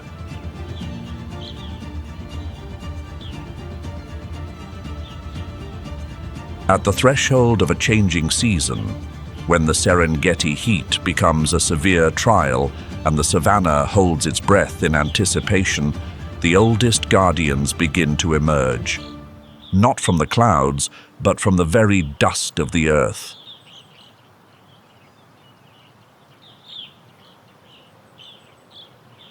Giants cloaked in solid black, striding like prehistoric shadows. Look at that face, a mask of vivid red skin, haunting and commanding. On the females, a blue patch at the throat appears as a badge of rank, and those long, unusually thick eyelashes provide a gaze that is hauntingly human, the eyes of a witness who has observed the sternness of the plains throughout 70 years of life. Southern Ground Hornbill, a true family regiment moving in a disciplined phalanx formation. With an exceptionally strong beak carrying the force of armored pincers, they hold authority over every creature below. From large insects and armored tortoises to venomous snakes or hares, nothing can slip away from this absolute search. But their true power lies in a mystical connection to the sky. They are called the thunderbird. When atmospheric pressure begins to shift and moisture-heavy clouds are still forming on the distant horizon, the southern ground hornbill already hears the whispers of the storm, knowing relief is on the horizon. Their low, resonant calls, like marching drums, can pierce through the savanna mist for 5 kilometers. This is not just a call to their kind. It is a symphony of renewal. In this kingdom, they are the sages possessing decades of memory, maintaining their dynasty through cooperative breeding, where the entire clan protects a single bloodline. When the foe thunder from their throats echoes with energy, the entire savanna knows the reign of the dry spell is nearing its end. The heralds of the rain have spoken, and the destiny of the Serengeti is about to be rewritten with water. As the drum beats of the thunderbird slowly fade into the distance, another aristocratic figure appears through the misty haze of the wetlands. A symbol of elegance in a land of intense competition. The gray-crowned crane. It does not walk like a seeker. It moves with the poise of a monarch on a royal tour. It is dressed to the nines in calm ash-gray formal attire with pure white wings, but true royalty sits atop its head. A crown of golden bristles shining under the scorching sun. The crimson and white patches on its cheeks and the vivid inflatable throat pouch are marks of a noble lineage, a haughty beauty that withstands the stern nature of the Serengeti. Each of its steps is a firm command upon the earth. Using a calculated and forceful stomping technique, it sends vibrations through the dry grass.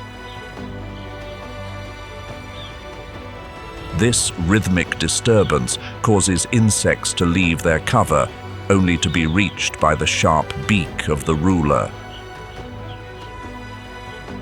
Grains or small reptiles, nothing can refuse the appetite of this sovereign.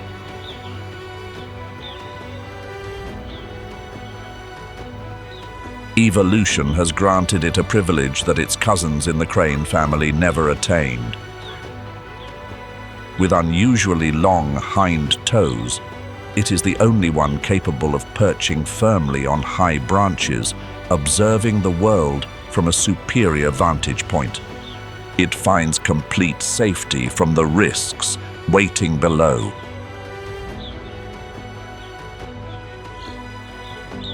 Yet, the most sacred role of the gray-crowned crane is the prophet of the dance. As moisture begins to fill the atmosphere, the ritual commences. Reverent bows and spontaneous high leaps. These are no random games.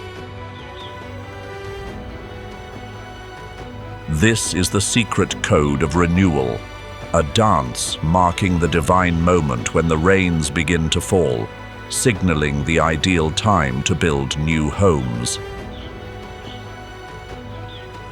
When that golden crown bobs amidst the savanna, the entire kingdom knows that life is about to be refreshed. A ritual of hope, a promise of continuity performed by the sky's only aristocratic dancer.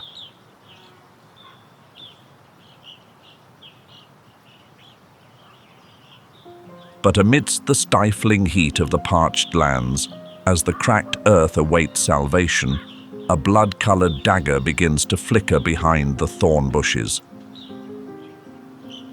The red-billed hornbill, a creature of modest size but possessing the will of a resilient warrior. Look at the long, curved beak, as bright red as if dipped in flame. A perfect tool for unearthing the secrets of the dark soil. It does not fly in dull, straight lines. It moves in a signature undulating rhythm, swaying like the very breath of the savannah as it waits for the rains. On the ground, it is a dedicated mercenary. Keen eyes scan every centimeter of dust to seek out termites, ants, or stubborn beetles.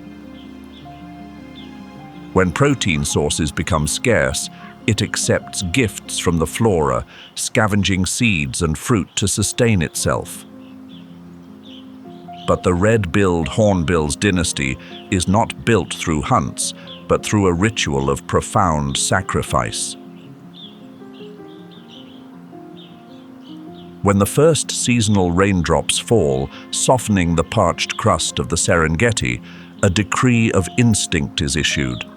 This is the moment for voluntary confinement. The female withdraws deep into a tree hollow, surrendering the vast sky to become a prisoner of the future. Using mud, soil, and waste, she constructs a sturdy wall of isolation, sealing the entrance and leaving only a narrow slit, just wide enough to communicate with the outside world. A fortress, a prison, a profound effort to shield the bloodline from the reach of those who track them. Now, the fate of an entire generation rests in the hands of the one who remains. The male becomes the sole lifeline, prepared to go the extra mile by tirelessly transporting food through the tiny opening until the chicks are strong. Within the darkness of the hollow, the mother waits, shedding her old feathers to prepare for a rebirth. A steep price for safety, a dynasty nurtured in seclusion until the mud barrier falls and a new generation is ready to conquer the sky.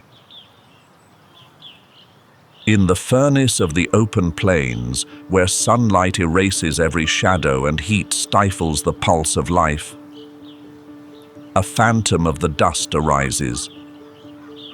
Yellow-throated sand grouse. It wears a uniform of invisibility, a perfect blend of sand and gravel, making it a ghost within the parched savannah. The male, with a vibrant yellow throat and a bold black band across its chest, strides like a guardian of the arid lands. Yet beneath its quiet exterior lies a mission of survival that is as demanding as it gets. When the waterholes evaporate and a perilous trial begins to claim the next generation, the yellow-throated sandgrouse becomes a mobile canteen of destiny. This is a marvel of biological engineering. The father's breast feathers are structured like an organic sponge, capable of absorbing and securing precious droplets amidst the scorching heat. It takes flight, a solitary journey through searing air currents to reach distant water sources. There, it dips into the water, filling its reserves for the demanding journey home. Back at the nest, the chicks are exhausted by their thirst for life. In a touching ritual of survival, they surround their father, drawing every life-saving drop from the soaked feathers. It is a silent sacrifice, a bridge of water built in the heart of the drought. But the yellow-throated sandgrouse is more than a devoted father. It is a prophet. When the vast flocks begin to shift their flight paths, the entire Serengeti holds its breath. Their movement serves as a map to moisture, a signal that the rain-bearing currents are beginning to stir. Following the sandgrouse means following the first seasonal rains.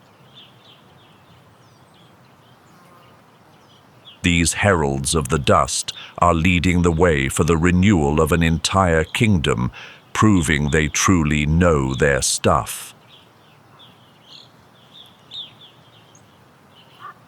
And as the prophecies from the sandgrouse fade, an entity carrying the beauty of ancient myths emerges, marking the intersection of earth and sky.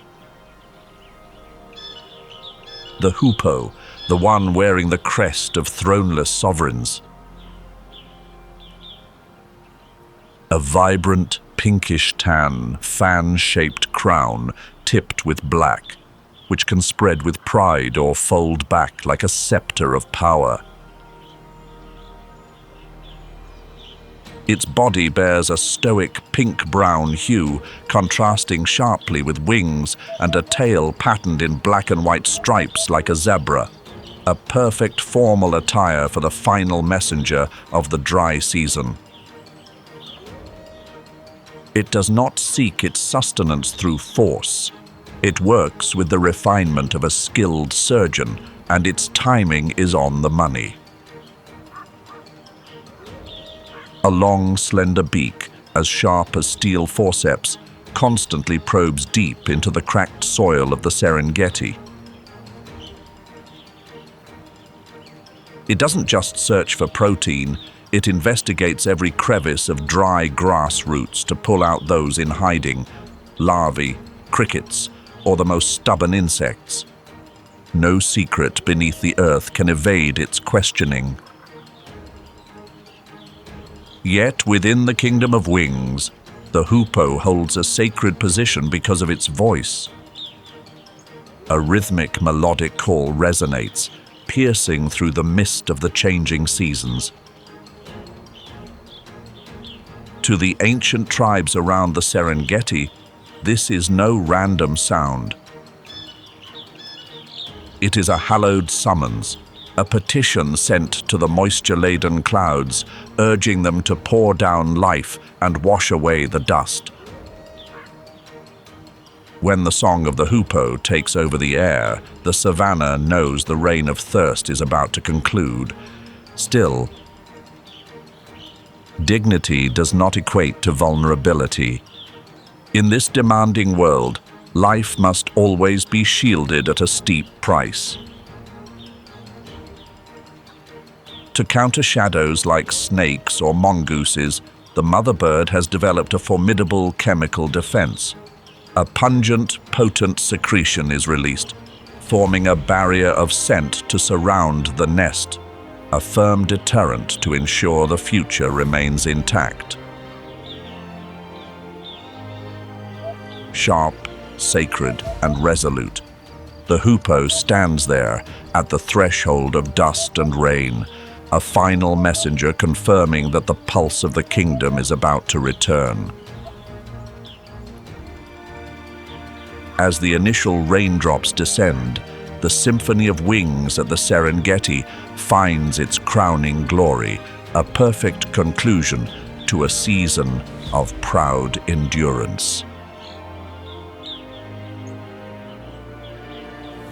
We have just explored together the rawest glimpses into the relentless cycle of life and the delicate balance within the savanna kingdom. Which creature in today's journey caused you to look at the natural world through a different lens? Was it the steady, focused patience of the savanna's determined seekers, or the brilliant forecasting wisdom of the wings high above? Please share your thoughts in the comments section. Your appreciation serves as a tribute to these magnificent wild beings. Be sure to like and subscribe to stay the course with me on our next field expeditions, where we will continue to decipher the most mysterious codes of survival. We have just moved through some of the rawest scenes the savannah has to offer. Which animal in today's episode changed the way you see the wild? Was it the male lion coalition at the water, or the defensive line held mid-river in the Luangwa? Leave your thoughts in the comments. Your understanding is the real tribute to these animals. Do not forget to like and subscribe so you can join me on the next field trips where we keep decoding the most hidden survival rules of the wild. And if you want to explore more wildlife, continue with Win or Die, full episode Deadliest Battles for Survival, or Lion Attack, the Mapogo Battle for Survival.